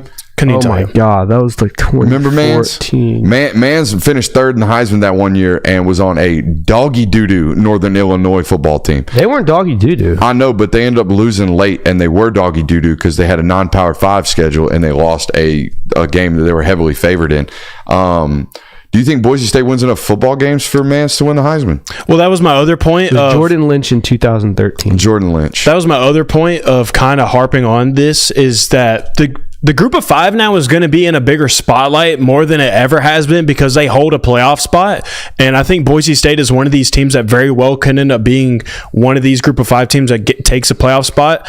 I mean, you read off the schedule, they obviously have some tough games because it's Georgia Southern, then they have to go play Oregon. So that one probably not going to go too well. But it's Portland State, Washington State, Utah State, Hawaii, UNLV, San Diego State, Nevada, San Jose State, Wyoming, and then Oregon State. Move the hell over, Paul Finebaum, because I got a hot take. USC loses 6 football games this year. 6. They're going 6-6. They're going to go 6-6 this year. Here's how they're going to do it. 7-5 last year. Yes. How is that not as hot of a take? One more loss. I'm gonna clear out. Well, listen to these losses. They're going to lose to LSU, Michigan, Wisconsin, Penn State, one of Maryland, Rutgers, Washington, Nebraska, and lose to Notre Dame. 6 losses. USC, Lincoln Riley, here's the topper, fired into the season. Oh, that's what I was going to say. There it is. I was going to say, you want to pour some. That's how you do it, son. That's how you hot take. Take a lesson, take some notes, take 45 seconds. We'll be back. Very nice.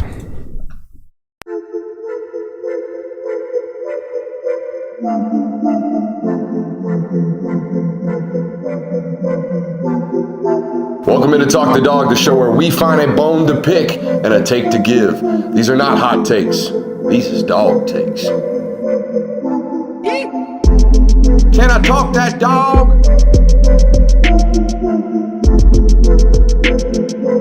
What's up? You like that? You really like that?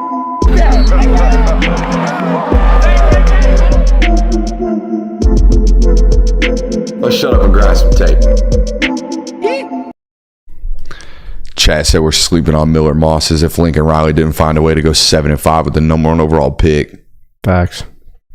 Welcome into the local hour. We have a loaded one for you. We have a full-on depth chart preview. I'm going to undress that depth chart like nobody's business, okay? It's going to be hot. It's going to be awesome. And you're going to learn a lot about this Georgia football team going into 2024 tonight. We are going to ID the position battles of note during that position depth chart preview. What does camp actually look and feel like for a college football player? Talk a little bit about that tonight. And then what is the most important player on the roster not named Carson Beck? And, of course, we're going to start tonight's show with the commitments as of late, because, folks, Georgia has been on a tear. Jontavius Wyman, a 2026 corner out of Jonesboro High School, committed 2 days ago. JJ Haney, Haney or Hain? How are we going to go with that? I have no clue. Hane? I was thinking Hane. I mean, it's... All right, JJ Haney is a German defensive tackle by way of Nigeria. Love that. Plays his college or high school football now out in California. We'll talk a little bit about him in just a second. And Dominic Kelly just flipped from USC to the University of Georgia. Let's go in reverse order here. Let's talk about Dominic Kelly first. Dominic Kelly was a 2026 defensive back commit to USC, which means during his commitment, long-standing commit at USC, meaning he committed to Dante Williams as a defensive back coach at USC. He was one of the very first offers during the transition from Dante Williams at USC to Georgia. As soon as he got to Georgia, one of his very first phone calls was to Dominic Kelly to make an offer to him. He played at IMG Academy the last 2 years. He will finish up his high school career at another school in Bradenton, Florida, from my understanding, or maybe he ends up remaining at IMG. Nonetheless, there's been a school change there during his time in high school, and he's a really, really talented individual. Plays for Raw 7-on-7. You don't play for Raw unless you're like one of the top 5 corners in the state of Florida, and if you're a top 5 corner in the state of Florida, well, by God, you are a take. You are a take at just about any university in the United States of America that plays college football. So that's the Dominic Kelly kind of rundown there. We may or may not take a look at his film depending on how the week goes. We got a loaded show tonight, so we might not get at it. Let's talk about JJ Haney, the defensive tackle, like I told you, from Germany. This is a football player that is part of the PPI organization, which is an organization. I was explaining this to someone today. I don't know what PPI stands for, but basically their job is to find people who have NFL bodies that don't live in America that might want to play football. Okay. So that's their job. They're basically a scouting firm for the rest of the world to pipeline football players into collegiate universities here. Say what? Like the MLB. Kind of, but the MLB just has islands that they do this with, and then they just pillage the village of the islands. This is a organization that is out here scouring the earth for really large 1%ers and just saying, hey, want to play some football? I'll teach you to football. Whatever you do, just don't eat me. Like, that's what's going on with PPI. And they have really, really specialized. They've been on my radar for about 3 summers now. Based off my understanding, PPI really just specializes in freaks, like just really big humans. For example, Tennessee took an edge rusher out of PPI last year that was 6'6", had a broad jump of 10.6 and a vertical leap of 42 inches. Had just basically started playing football, was a former basketball player, and now is an edge rusher at Tennessee. So they do this over and over and over and over again in terms of producing collegiate bodies. And this is where this individual comes from. He's very new to football. He's only been playing football for a full football season and about 2 calendar years of collegiate football. Got his offer, or high school football, got his offer from the University of Georgia at camp. One of these guys that came down, camped, and absolutely balled out during which, and received an offer from Trey Scott. Now is a member of the class. One of the very first questions I got, or kind of predicted would get, maybe it's already shown up in the chat, maybe it hasn't. What does this mean for the Elijah Griffin and Justice Terry recruitments? I would say nothing at all. This is a high ceiling football player that even if and when he does sign with the University of Georgia, is probably a developmental project. This is not someone that is expected to come in and make waves immediately. This is no different than what they did with Ladd McConkey. This is no different than what they tried to do with Jacob Hood. This is no different than the numerous of stabs that they've taken with 1% talented individuals and whatever trait that they need that individual to be 1% talented in. For Ladd McConkey, it was speed. For this individual, it's athleticism at 6'5", 280 pounds that he possesses. It's very 1%. Now, you watch this kid's highlight tape. I talked about it today in our eval of him. It's very Tasmanian devilish, okay? Meaning he's just a whirling dervish. He's just running around. He doesn't know anything regards to football. He just see ball, get ball. And that's great, but you can see it in his movement patterns. His body is very, very disconnected when he's out playing football. The more and more he plays ball, the more and more those movements will become streamlined, the more and more they will become efficient, the better athlete he will ultimately end up becoming. So I really like the high-end ceiling of a player like JJ Haney, particularly when you're trying to pair him with defensive tackles that look like they're going to be fresh, ready to go the moment they get to college, which is what I think a guy like Justice Terry will be. You sign Justice Terry, he's going to be ready to play that fall. You sign Elijah Griffin, he's going to be ready to play that next fall. This individual will probably not be, and that's okay. That's a good balance of your roster. Gentavious Wyman is a football player that I didn't get a chance to see work out because he was still dealing with some track stuff and dealing with some hamstring tightness when I went to Jonesboro this year. But it was very obvious noticed when I was there just how much that high school staff believed in him and how much of a very special athlete that individual was. And he wanted to come to Georgia. So those are very important traits for an in-state take like Jontavius Wyman. And I imagine, will remain in this class. I know it's very, very early, but I imagine he remains in this class. This is I guess a mission statement via PBI. PBI Recruits is the premier global organization dedicated to identifying, developing, and supporting exceptional international talent to enable athletes to achieve education. Yeah, that's what I said. They go around they go around the world looking for big humans and say, hey, can I teach you to football? And then they teach them to football and they get them scholarships.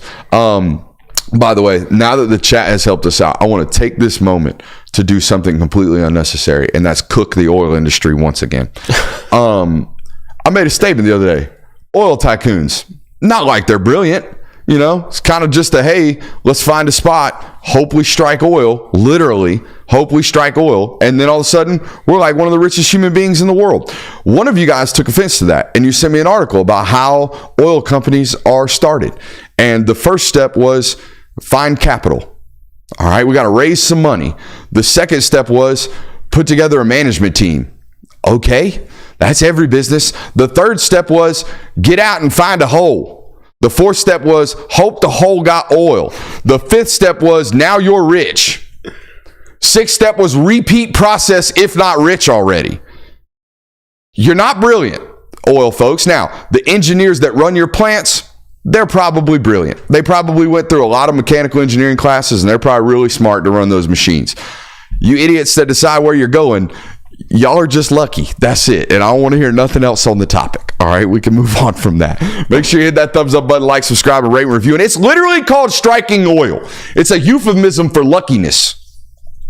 What are we doing? All right, depth chart? Let's do it. Depth chart, let's do it. All right, to the board we go.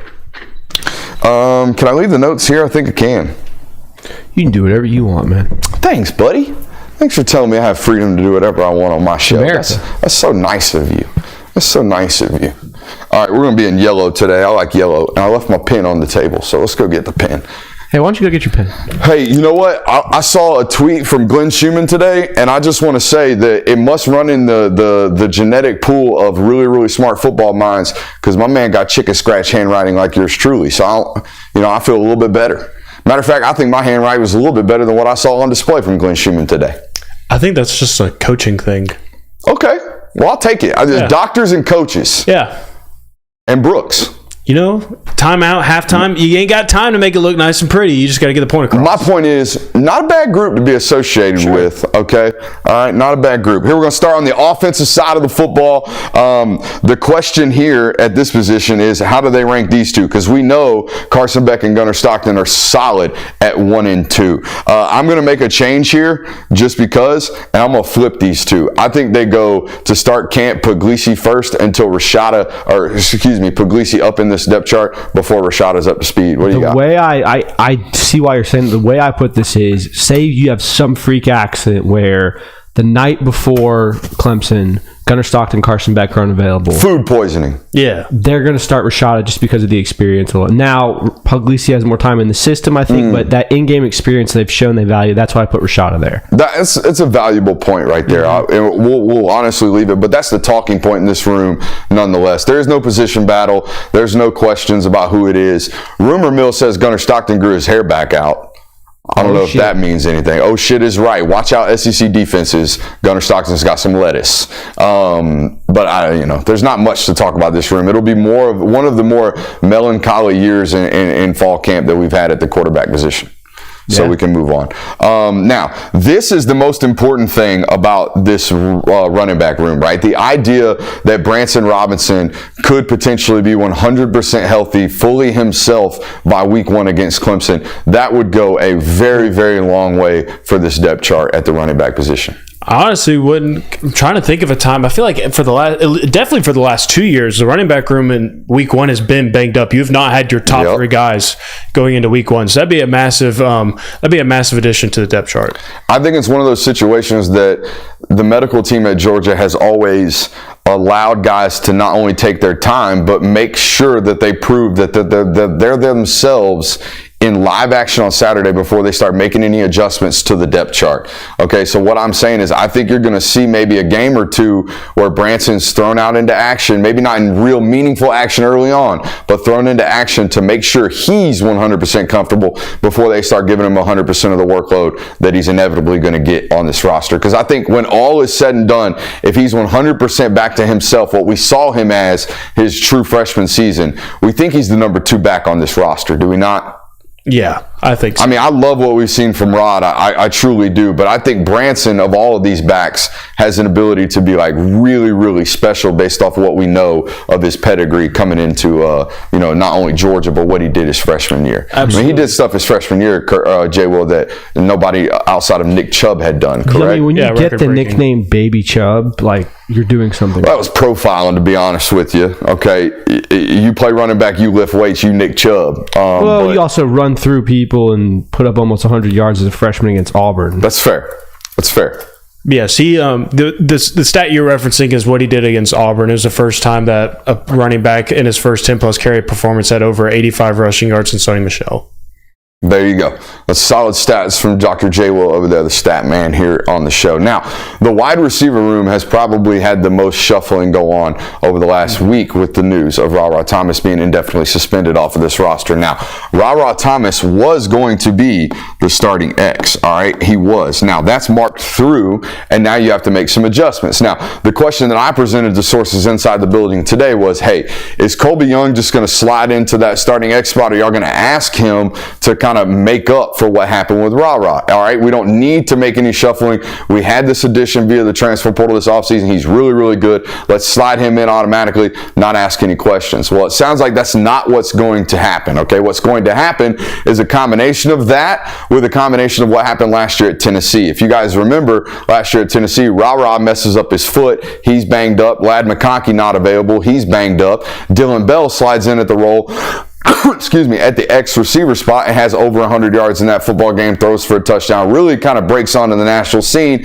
as this Deebo Samuel type. Well, the great thing about Deebo is he can play everything, including the X receiver position. I think what's going to happen to start this season is Dylan's going to slide over into the X position, okay, and going to kind of take over that role until Colby Young proves that he can be the primary X on all downs. At that point, I think Dylan Bell moves back to more of a Z position role, and you see these guys bump down this list. Right now I have Arian Smith starting at this position.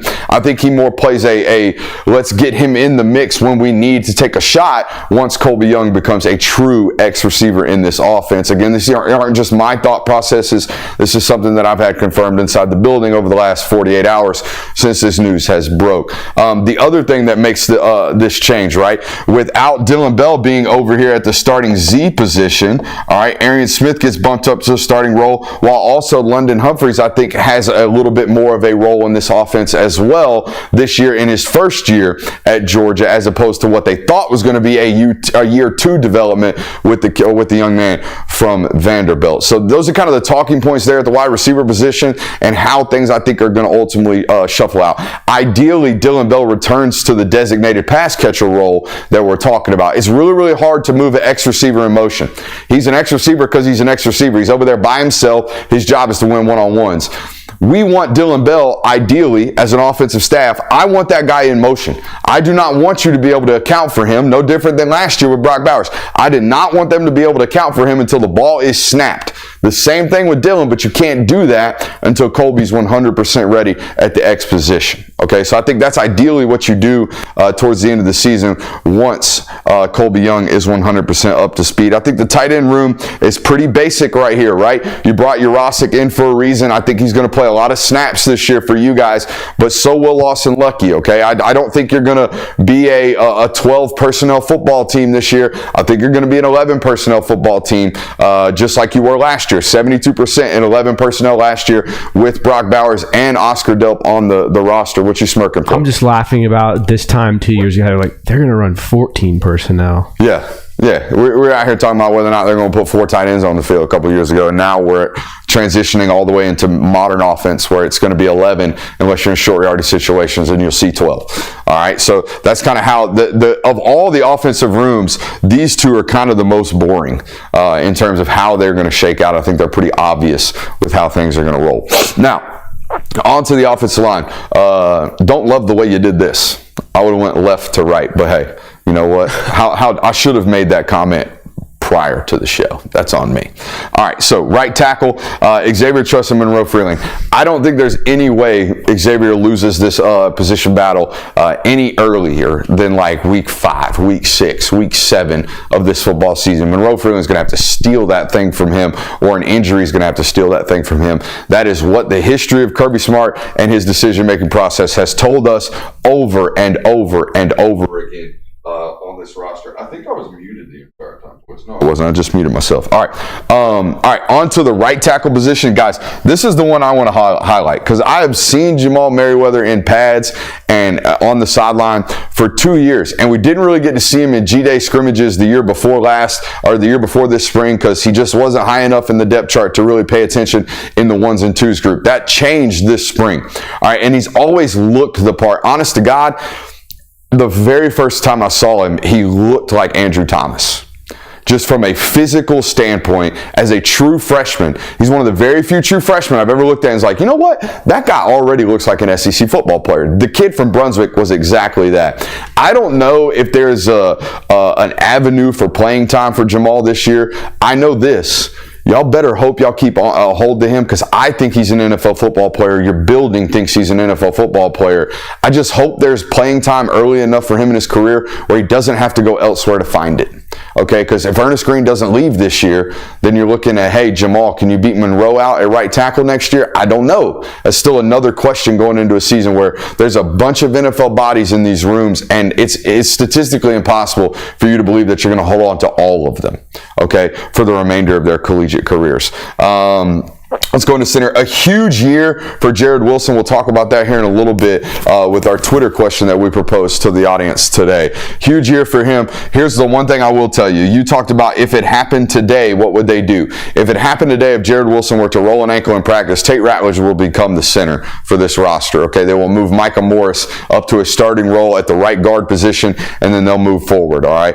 I think if that happened today, that's what the change would be. However, when they practice, Drew Bobo is the 2 at the center position, and he's really serviceable. Okay, he's a winnable football player at that spot. All right, move on to the guard positions. These are the 3 names you should know this season. Tate Ratledge, Dylan Fairchild, Micah Morris. You know the deal. The other one that's going to get playing time, I would imagine, this fall is Daniel Calhoun. Obviously, Kelton Smith had to medically retire, so he's marked off of this list. All right, but Daniel Calhoun, of all of the freshmen in that 2024 class, I think Daniel's the only one that really has a strong case to make the bus. All right, I think they're going to travel 8 or 9 guys on the offensive line this year, as they typically do. I believe Daniel Calhoun makes that cut. All right, any questions about the offensive depth chart? So, is Xavier Truss going to be the plug-and-play replacement if someone else gets injured outside of a right tackle position, or are they going to go into their 2 deep? No, it'll be Micah. Okay. Micah can play tackle. He did so in the spring game as well. Because that's kind of what he was last year, where it was like, hey, we've got someone. Talking about Truss. Yeah. Yeah. Truss was very much so the swing 6th last year, especially with Amarius and Ernest playing the tackle spots. He will not be that this year. He will be the starter at right tackle. If anybody goes down, Micah Morris becomes the swing player. Gotcha. It's a great question, though. That kind of answers my question, because I was going to be, what's the best avenue for Micah Morris to get on the field? Because obviously you don't really want to take Tate or Dylan off of the field this year. Well, they will. Even when everyone's healthy, they'll rotate. I would imagine, based off last year, Micah replaced Dylan. But I'm going to tell you, in my opinion, Dylan's the better football player than Tate. And I know that sounds crazy, but Dylan's got a chance to be a first-round draft pick. Tate's going to be a 2nd to 3rd round pick. Mm-hmm. They might still rotate Micah with Dylan. I would go 3 series, meaning like everyone plays 2. So Dylan and Tate get the start. They play 2 series. Then Dylan comes out for a series, then goes back in, and then Micah goes to right guard. But it's really, really hard to expect Micah to be playing left and right in the same football game. I think that's part of the reason why they always rotated him with Dylan and Dylan alone. But we'll see. One thing I know is that Tate's got plenty of tape in his catalog. It's not like he needs extra reps. If they want the extra reps from Micah, you can take some of them from Tate. Sure. All right.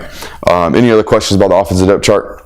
So really what I would take away from Ra no longer being on the depth chart is it really doesn't take anything away from the X position, but more so the Z. Not take away, but adds to, because now you mentioned it, London Humphreys now has an ample opportunity to get playing time this season. Maybe that was kind of a question coming into this year. And based off what we saw towards the end of last year, I think, and the spring game, I think there's no question you have to design opportunities for Anthony Evans in this offense. Mm-hmm. If it means Michael Jackson never plays a meaningful down at Georgia and hits the portal again or whatever, it's not fine, but it's far better than Anthony Evans get that burn than anybody else. I think he has real dynamicism. I still didn't say that word right. There's no ism, it's just dynamic, right? Yeah, I think it's just dynamic. But if you add the nature of being dynamic to the offense, you're adding dynamic. No, just dynamic. No, just dumb football brain being dumb football brain. All right, that is the offense. Let's go to the defense. Can we one-click this? I think I have to do it over here. All right, give me an arrow. All right, we're on the defense now. All right, so we'll start. I'm glad this is the first one. This one and these two spots are the really only thing going into this fall camp that are kind of up for grabs, and I don't think Starr is. I think JWIll Aguero is the guy, will be the guy until he ain't. They have invested so much in making sure that this guy is who they thought he was coming out of high school that I think they make sure he's not before they change anything. And by the way, I think he has an opportunity. It sounds like the offseason has been really, really good for JWIll, even since the spring. He has an opportunity to play like a 5-star, because that's what he was coming out of high school. He was a 6'1", 205-pound, 4.38 running son of a bitch. He was a badass dude coming out of high school. They need him to play like that this year. He is the most physically gifted athlete they've had at that position probably since Tyreek Stevenson. Since Tyreek Stevenson. He's more physically gifted than Tyreek Smith. And I know Tyke, I know Tyke what he just did at the combine. But this guy's 2 inches taller and faster. All right? I know what Bullard did at the combine. This guy's 2 inches taller and faster. Y'all see what I'm saying? This is as physically gifted as any football player that they've had at that spot. He's got to find the instinctual nature that makes this spot special. The guys that have been great at this spot the last couple of years have been instinctual freaks. They just know where to go. They know where to be. They know how to impact football plays. This is a guy who's going to have to develop that. By the way, I think with time, he can do that. Right? With time, that type of stuff can be found. It's not always second nature, even though for most of the great ones, it is second nature. All right. Ja'Cory Thomas, I said in our defensive depth chart article today, he's just too good of a football player, and he's just done way too many things right to not believe he's going to be in the mix this year for playing time. Okay. He's also, by the way, on leadership council. I'm telling you right now, if Kirby Smart, if you're one of the first 7 guys he throws in front of the media, you're going to play. You're going to play that year. I can almost 100% guarantee it. So I think they find roles and ways to get Ja'Cory Thomas on the field at some point. I also think it's worth talking about this right here. All right, Dalen Everett potentially playing the nickel position. And I emphasize the word nickel, not star. I do not expect Dalen Everett to be out playing nickel on 1st and 10. I do not expect Dalen Everett to be out at nickel on 2nd and 2. On 3rd and 17, I'd play him at nickel. I'd put my 5 best cover guys on the field, and guess what? He's one of the 5, as is Julian Humphrey, as is Daniel Harris. So on 3rd and 17, I think they might bump Dalen Everett into the nickel spot, have him cover whoever he needs to cover, provide safety help, and then on the outside, allow an opportunity for a Julian Humphrey or Daniel Harris, whoever didn't win the starting job that week, to get some burn on obvious passing downs. I think it makes the most sense for the entirety of the room. That includes the safeties, that includes the stars, that includes the corners, for that opportunity to present itself. Let's go to the strong safety spot. I do believe Dan Jackson gets the start here at this position, opposite of Malachi Starks. We've talked about it ad nauseum, however. I do think KJ Bolden gets an opportunity to make his way into this lineup at some point. Look, I've talked about this over and over again. If Kirby Smart mentions your name as a true freshman, you're going to play. Like, that's just the way it goes. You're going to play. If he's talking about you at SEC Media Days, if he's answering questions about your ability to pick up the defense and do all stuff, you got playing time coming your way. I don't know how soon it's going to be. I think it's going to be as soon as Clemson. I think third or fourth series of that football game, you see KJ Bolden in the mix. All right, I think that's how good he is. I think that's how well of a transition he's made from high school to college. This room kind of speaks for itself. I think that's pretty self-explanatory. Malachi Starks doesn't come off the field until he taps his helmet, and that dude don't tap his helmet. All right, the corner battle. I do believe Julian Humphrey kind of gets the initial nod, and then you see who wins ultimately between he and Daniel Harris. I think what I saw in the Orange Bowl tells me Daniel Harris might be one of the most talented corners they've had in a long, long time. I think there's a lot to the game that still needs to be made up, but the physical traits that Daniel Harris provides, they're crazy. They're crazy. He's 6'2", he's 200 pounds. He might be 6'3", honestly. He might be closer to 6'3" than he is 6'2". And his fluidity is insane. The ball against Florida State, he's beat by like 3 or 4 yards on a deep ball.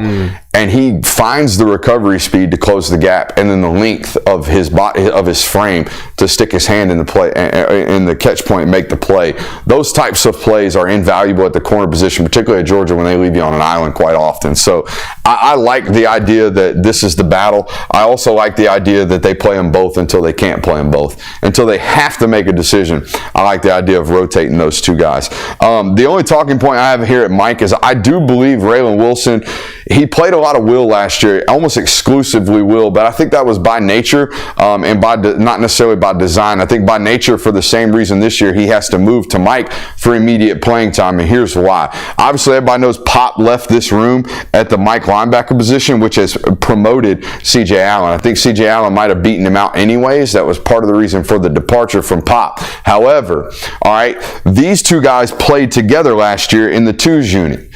All right, C.J. Allen played the Mike, Raylan Wilson played the Will. But this year, the Will's pretty spoken for in terms of the two deep. All right, Jalen Walker's probably going to be that number 2 at the Will spot. Smile Mondon obviously going to be the starter. I think that allows an opportunity for Raylan Wilson to get on the field with the technical twos, right, at the Mike position. What I don't think they do, all right, is bump Raylan Wilson for Troy Bowles or bump Justin Williams for Raylan Wilson and keep this room over here way too crowded.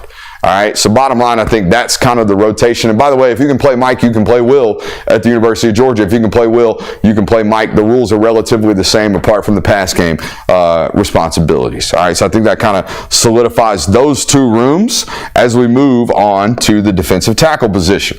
All right, this is a big one. Obviously, Jordan Hall is down here as well. I know that looks like a G. It definitely doesn't look like a J. Maybe an O. Jordan Hall's down here as well. Probably won't be available until maybe week 1. Sounds like that, what was it, a stress fracture? Some type of fracture. Some type of stress fracture. Some type of stress fracture. Some type of what I think deemed medically a hairline fracture. Yeah. Sounds like a small issue that will be repaired without injury or without surgery. Just needs some time for the bone to heal, which sounds again to me like a hairline fracture. All right, so he will be available at some point leading up to week 1. There are optimistic, viewpoints on the idea that he will be available for week 1. But you guys know the deal. If you're not fully healthy for camp, I don't expect you a full participant in week 1 of the football season. So these are the 3 names that have to play really well week 1 against Clemson. That's Warren Brinson, Xavier McLeod, or as we call him around here, McLeod, and Kristen Miller, who I put it out on Patreon. Kristen had a really good summer. I know there was a little flirtation with the portal, and there was an idea that he might leave and things like that, but it sounds like a light has come on for Kristen Miller during the off-season workouts. Sounds like there's been some growing up, some toughness created through the last couple of years at Georgia. So they're bullish on his number 52's year going into year 3 at the University of Georgia. The nose guard position, I think through the transition of what's going on with Michael, I think you're going to move slightly away from playing as much mint as you have in years past.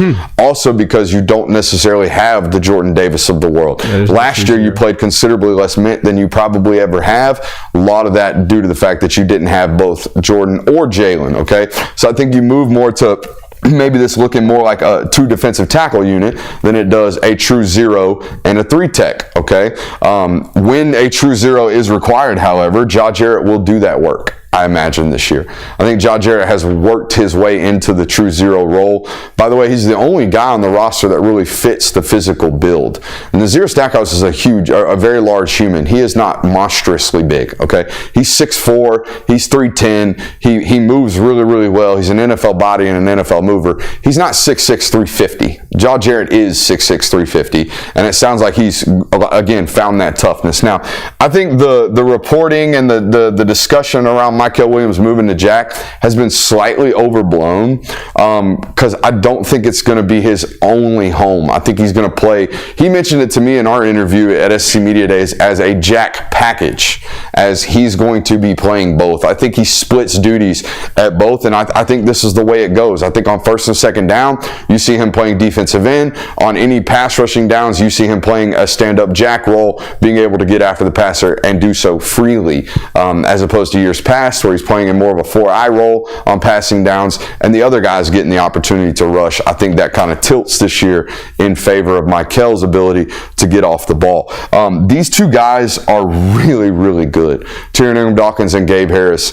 If my memory serves me correct, I don't think Georgia's ever had this type of depth at the defensive end position. They've had years where Trayvon Walker and Malik Herring are on the roster, and Trayvon Walker is the #1 overall draft pick, and Malik Herring was undrafted but still on an NFL roster. But I think all three of these guys play on NFL rosters for a very long time.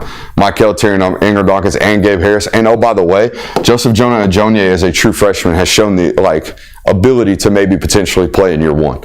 So I think he's going to be an NFL guy.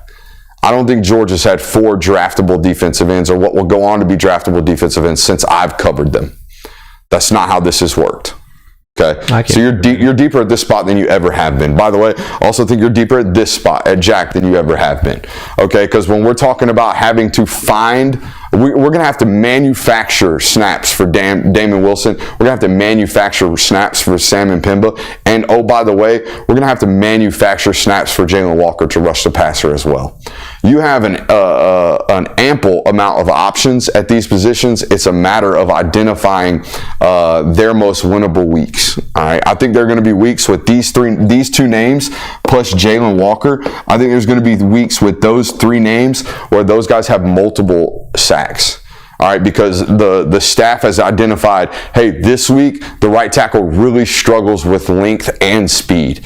Damon Wilson. Hey, this week this guy really, really struggles with anybody who has an ability to bend. Sam Mpemba. Hey, this week this guy kind of struggles with a combination of rushes. Let's go Jalen Walker. Right? There was a coaching clinic that got put into the Discord a couple weeks back about Dan Lanning finding the donkey. I think is what he talked about. You got to find the donkey. And what he was talking about was, when you look at an offensive line, there's almost always a donkey, meaning there are 5 horses standing there. Well, there's really only 4 horses, and one of them's an obvious donkey. He is clearly not a stud. So we attack the donkey. We find him, and then we attack him. They still do the same thing at Georgia now. It's about winning your matchup and identifying the matchup that you're most likely to win, aka finding the donkey. Whichever donkey presents himself that week, I think, is how they choose to deploy these options that they have. All right, that is the depth chart going into the fall camp for Georgia this year, and it is a damn good one, boys and girls. Any thoughts? Would you say this is the deepest freshman class Georgia has had on defense? Deepest freshman class from a standpoint of the most amount of guys that will impact this roster. That's exactly what I was meaning by that. Yeah, I would argue that it is. I mean, you got KJ Bolden, Ellis Robinson, and Joseph Jonah Ajonye off the top of my head that I think are going to make impactful. Justin Williams got a long way to go in terms of the depth chart, but not in terms of readiness to play. Yeah, I would think he's going to be a guy that's, I can't wait to watch Justin in mop-up duty, watching him flash. Chris Cole the same. I mean, those are 2 very, very freakish human beings that play safety or play linebacker at Georgia. Stephon Shivers is going to be a borderline first-round draft pick whenever he comes out, even as a nose tackle. Stephon Shivers better keep his weight down if that's going to happen. That's all I'll say. Stephon Shivers, last time I heard, is like 385. Ooh. Stephon Shivers is a big man. And I don't care who you are, you ain't playing at Georgia unless you're under 350. Borderline. Unless you're Jordan Davis, and you can do it at 365. Lift yourself at 350, but you're a freak of nature. So the touchdown run on Stephon Shivers' highlight tape is scary though. Yeah, it's very scary. However, the weight is too. Gotta keep the weight down. Got to. And it's hard. It's really, really hard to keep the weight down. But it is what it is. All right. What does camp look like? I want to talk about this because I do find it unique to our platform that we do have as many former athletes on this channel as we do. Even though it's 2 out of 3 from the football perspective, it's 3 out of 3 from the Hoopers perspective. But it's 2 out of 3. I didn't play in high school. Yeah, you're right. Sorry, guys. Man's got no hoop skills. No, I don't. I won't even lie. I mean, I didn't play competitive hoops in high school either, but I was going 3 out of 3 from a competitive athletic standpoint. Valid. Very okay. Very valid. We're not just people who liked sports but couldn't play them, so they chose to make it a career out of covering them. That's what I'm getting at. That's fair. That's what I'm getting at. All right, so what does camp look like?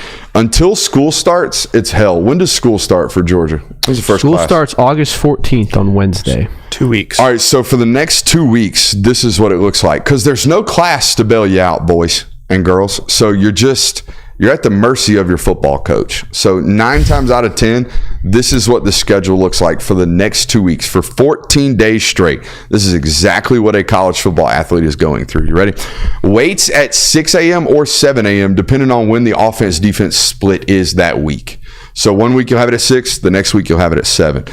Then meetings will immediately happen after that. You'll be sweaty as shit. You'll have an opportunity to maybe take a shower depending on how early or late your lift was. You'll run immediately to meetings right after that. You'll spend about an hour, maybe an hour 15 with your position coach. That's just your position coach. So you and your 10 guys, y'all will sit there. Y'all will watch either an install or y'all will watch film from the day before. Y'all will watch some type of something. Coach will coach you up on it, and then y'all will go over whatever install you need to for, again, a good hour. And then you got a slight little break. All right, you can do whatever you want for the next 90 minutes, but at noon, we need you back in the lunchroom for team meal. All right, we're going to eat as a team at noon. And then right after that, right after we get done after eating as a team, we're going to go down to the team room, and we're going to split up offense and defense, and your coordinator is going to address you as a unit.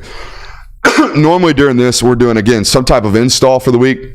We're doing some type of packaging and updating what we're doing defensively or offensively in that team meeting. And you'll be in that team meeting for a good hour with your offense or defense. And then after that, from 1 to 2, at 2 o'clock, you'll have whatever pre-practice routine you got. So you'll go down to the locker room. Me, I was a tape and stem guy, so I'd have to get stem first on whatever was bothering me. Probably wouldn't go ice. Probably would go heat during the stem because we're about to go through active work. And then immediately after heat and stem, I'd be on the trainer's table getting my ankles taped. I'd tape my wrists myself. After that, we'd go into the locker room, put our gear on. At 3 o'clock, practice starts. But if you're anything revolving additional responsibilities, meaning if you're a snapper, if you're a holder, if you're a quarterback, if you're a center, if you have anything that's outside of basic position play, you have pre-practice at 2:45. So you have an additional 15 minutes of practice you got to show up for. If you're a snapper, you're snapping. If you're a quarterback, you're doing what's called QC exchange. Okay, you're over there with quarterbacks working on your snaps, all that good stuff.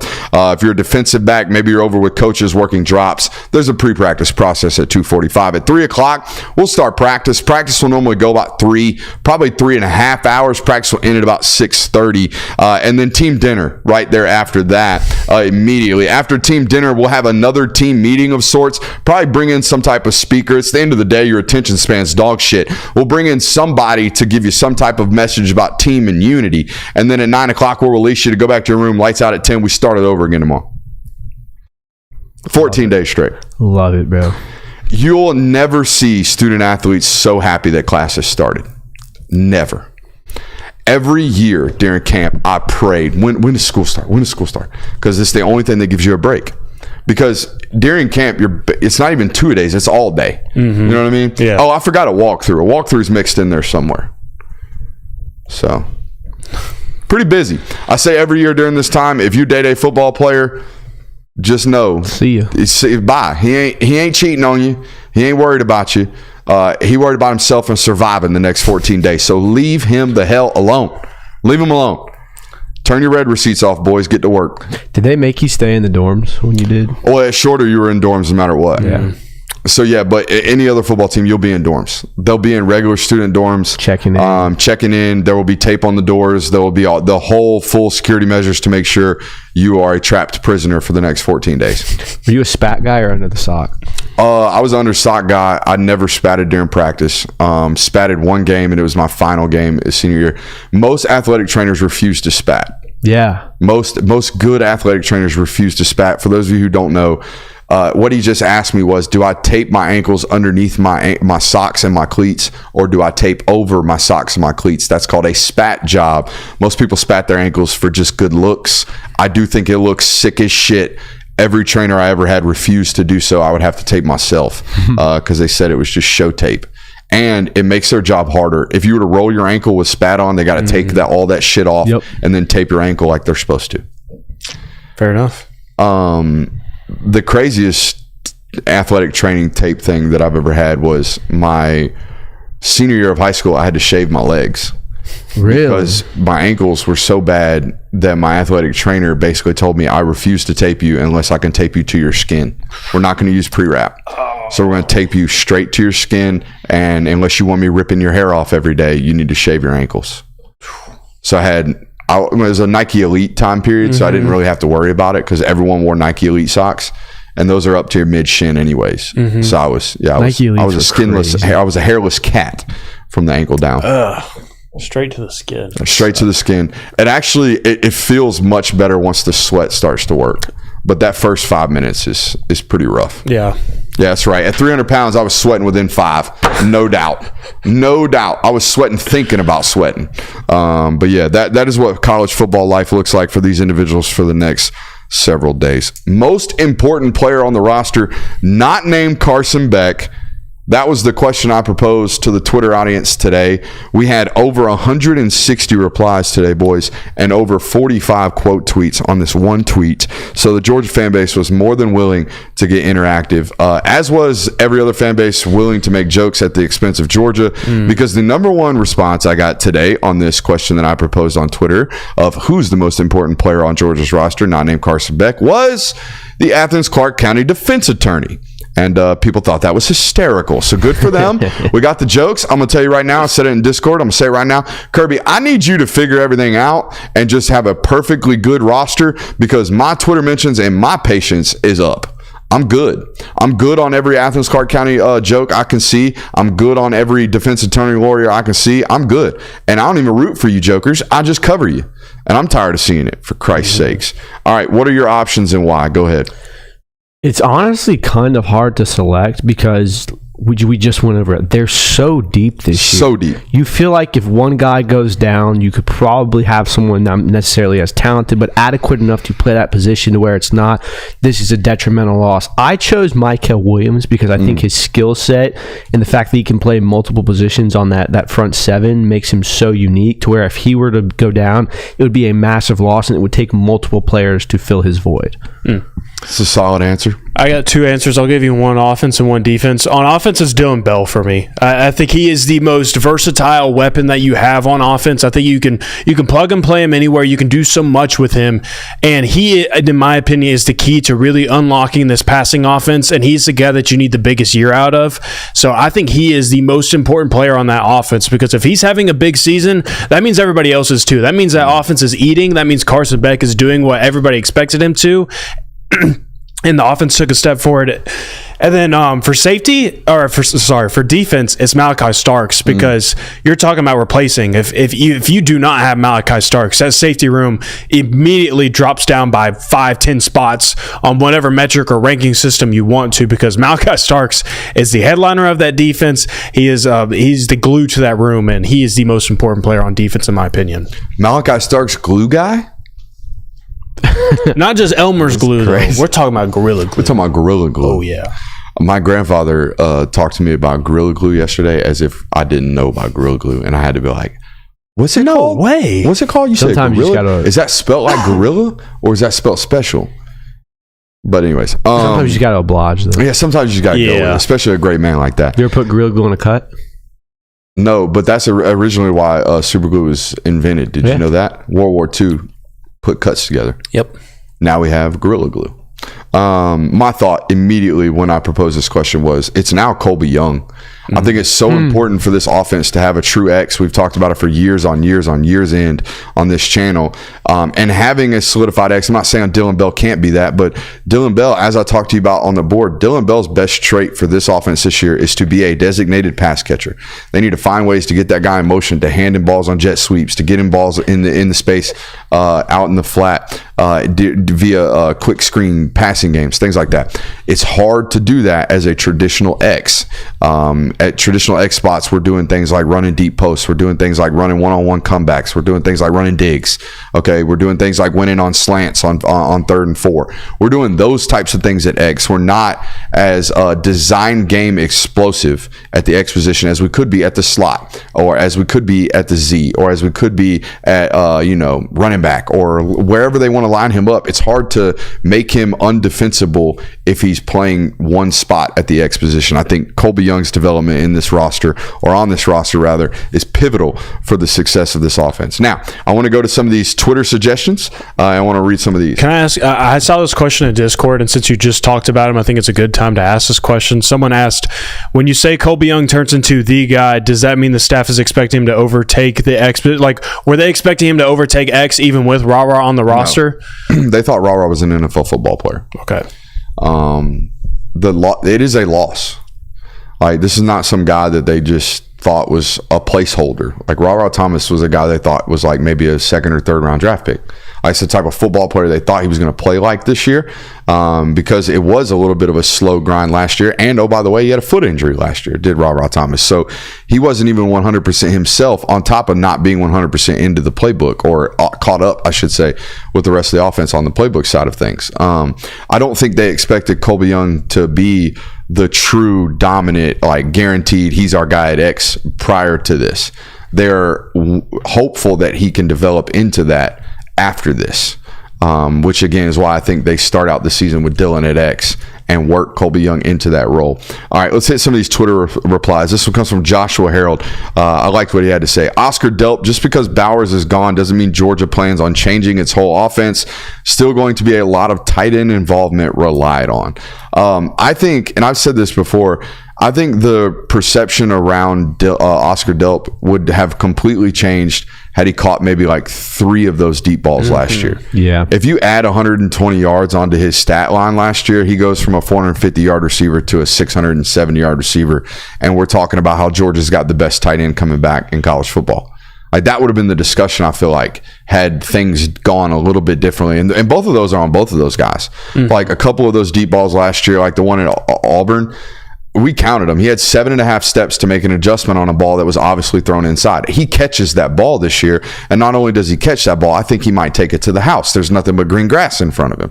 There was another play like this on the sideline where a ball was just slightly overthrown over his head. It goes off his fingertips out of bounds. That's a 45-yard completion if it's caught. I think these things completely change the narrative around Oscar. I think the narrative around the tight end room completely changes. Not only that, but if Jurasik isn't hurt last season and he has a full season and he like duplicates what he did the year prior, I think they're everybody already talks highly of Georgia's tight end room just because of the history more so, but also what they've seen on Oscar Delp. But if you had a healthy season from Jurasik and a bigger season from Delp last year, Scheiman, Scheiman.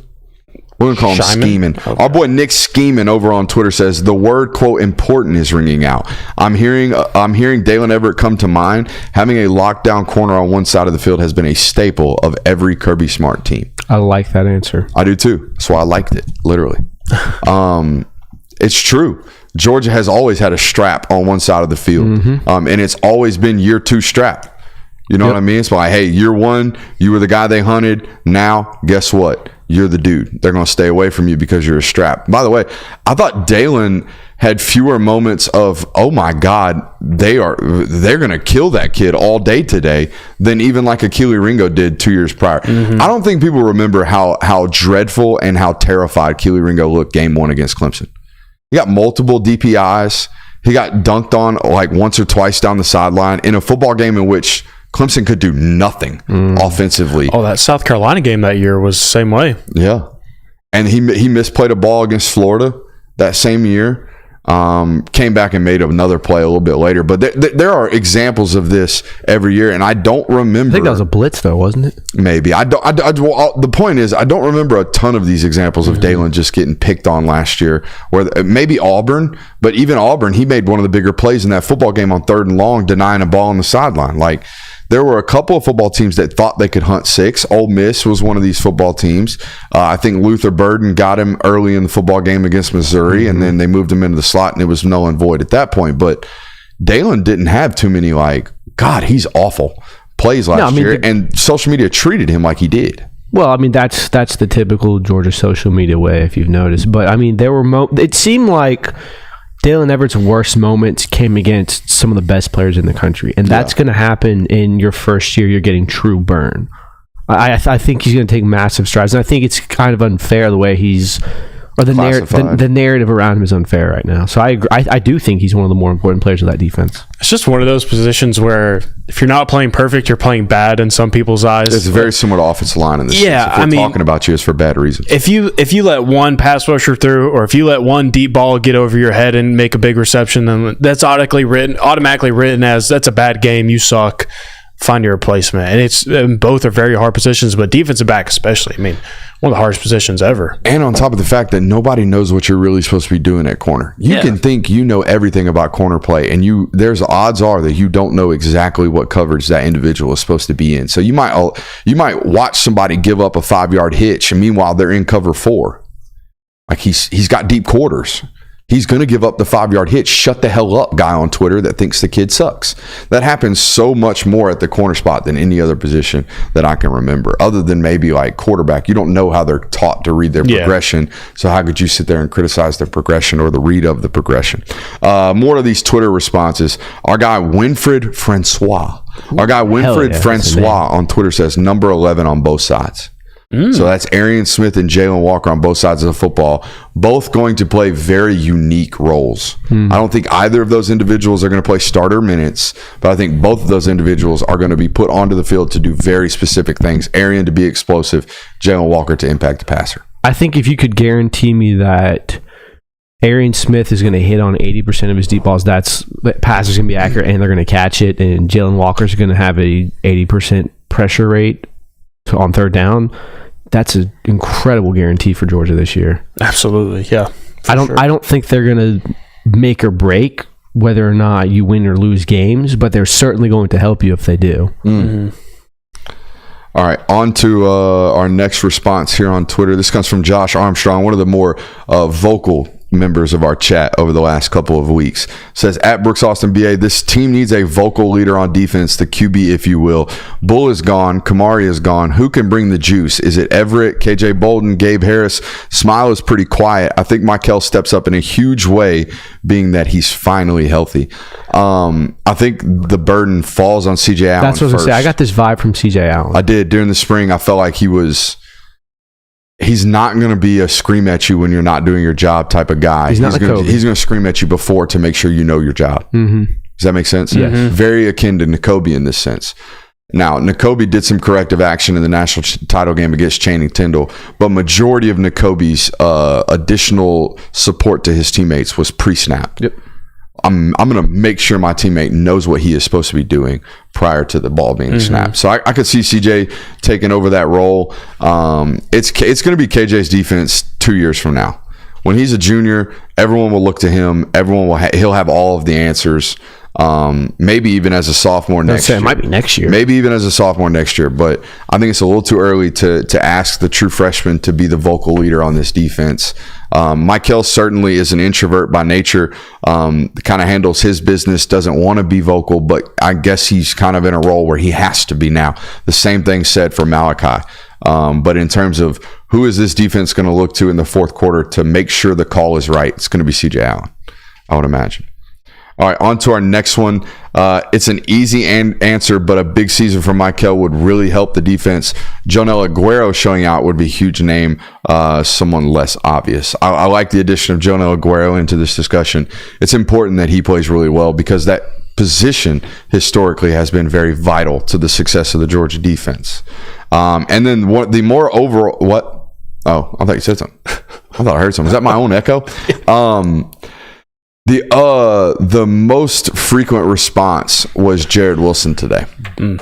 Got to have a big year from the center. Replacing SVP, obviously, a very large hole to fill, both from a leadership standpoint and a performance on the field. I think Jared Wilson's going to be very important from a pre-snap standpoint. Like, I think the drop-off you're going to have from level of between the whistles isn't going to be super noticeable on field. People don't usually watch a center anyways. I think what happens before the snap is going to be the biggest impact. Also, your comfort on the road is drastically impacted by your center play as well. I think the most hostile environments last year were Auburn and Tennessee. They didn't have a pre-snap penalty in either football game. Yep. Wow. That has a lot to do with SVP. It also had a lot to do. The Tennessee game was one of the more brilliant offensive game plans with regard to taking out crowd noise that I've ever seen. They got on the ball so quick and called their plays so quick that the fans couldn't even get loud. Because you fans, y'all like to scream the last 10 seconds of the play clock. But if I'm on the ball and we're ready to snap the ball with 15 seconds left on the play clock, you're null and void. You don't matter. We've already got everything figured out. So I thought they did a great job on the road last year of doing exactly that, to where the impact of the center position and the other offensive linemen weren't as meaningful. All right, that is our show for tonight. Make sure you hit that thumbs up button, like, and subscribing on your way out. We will see you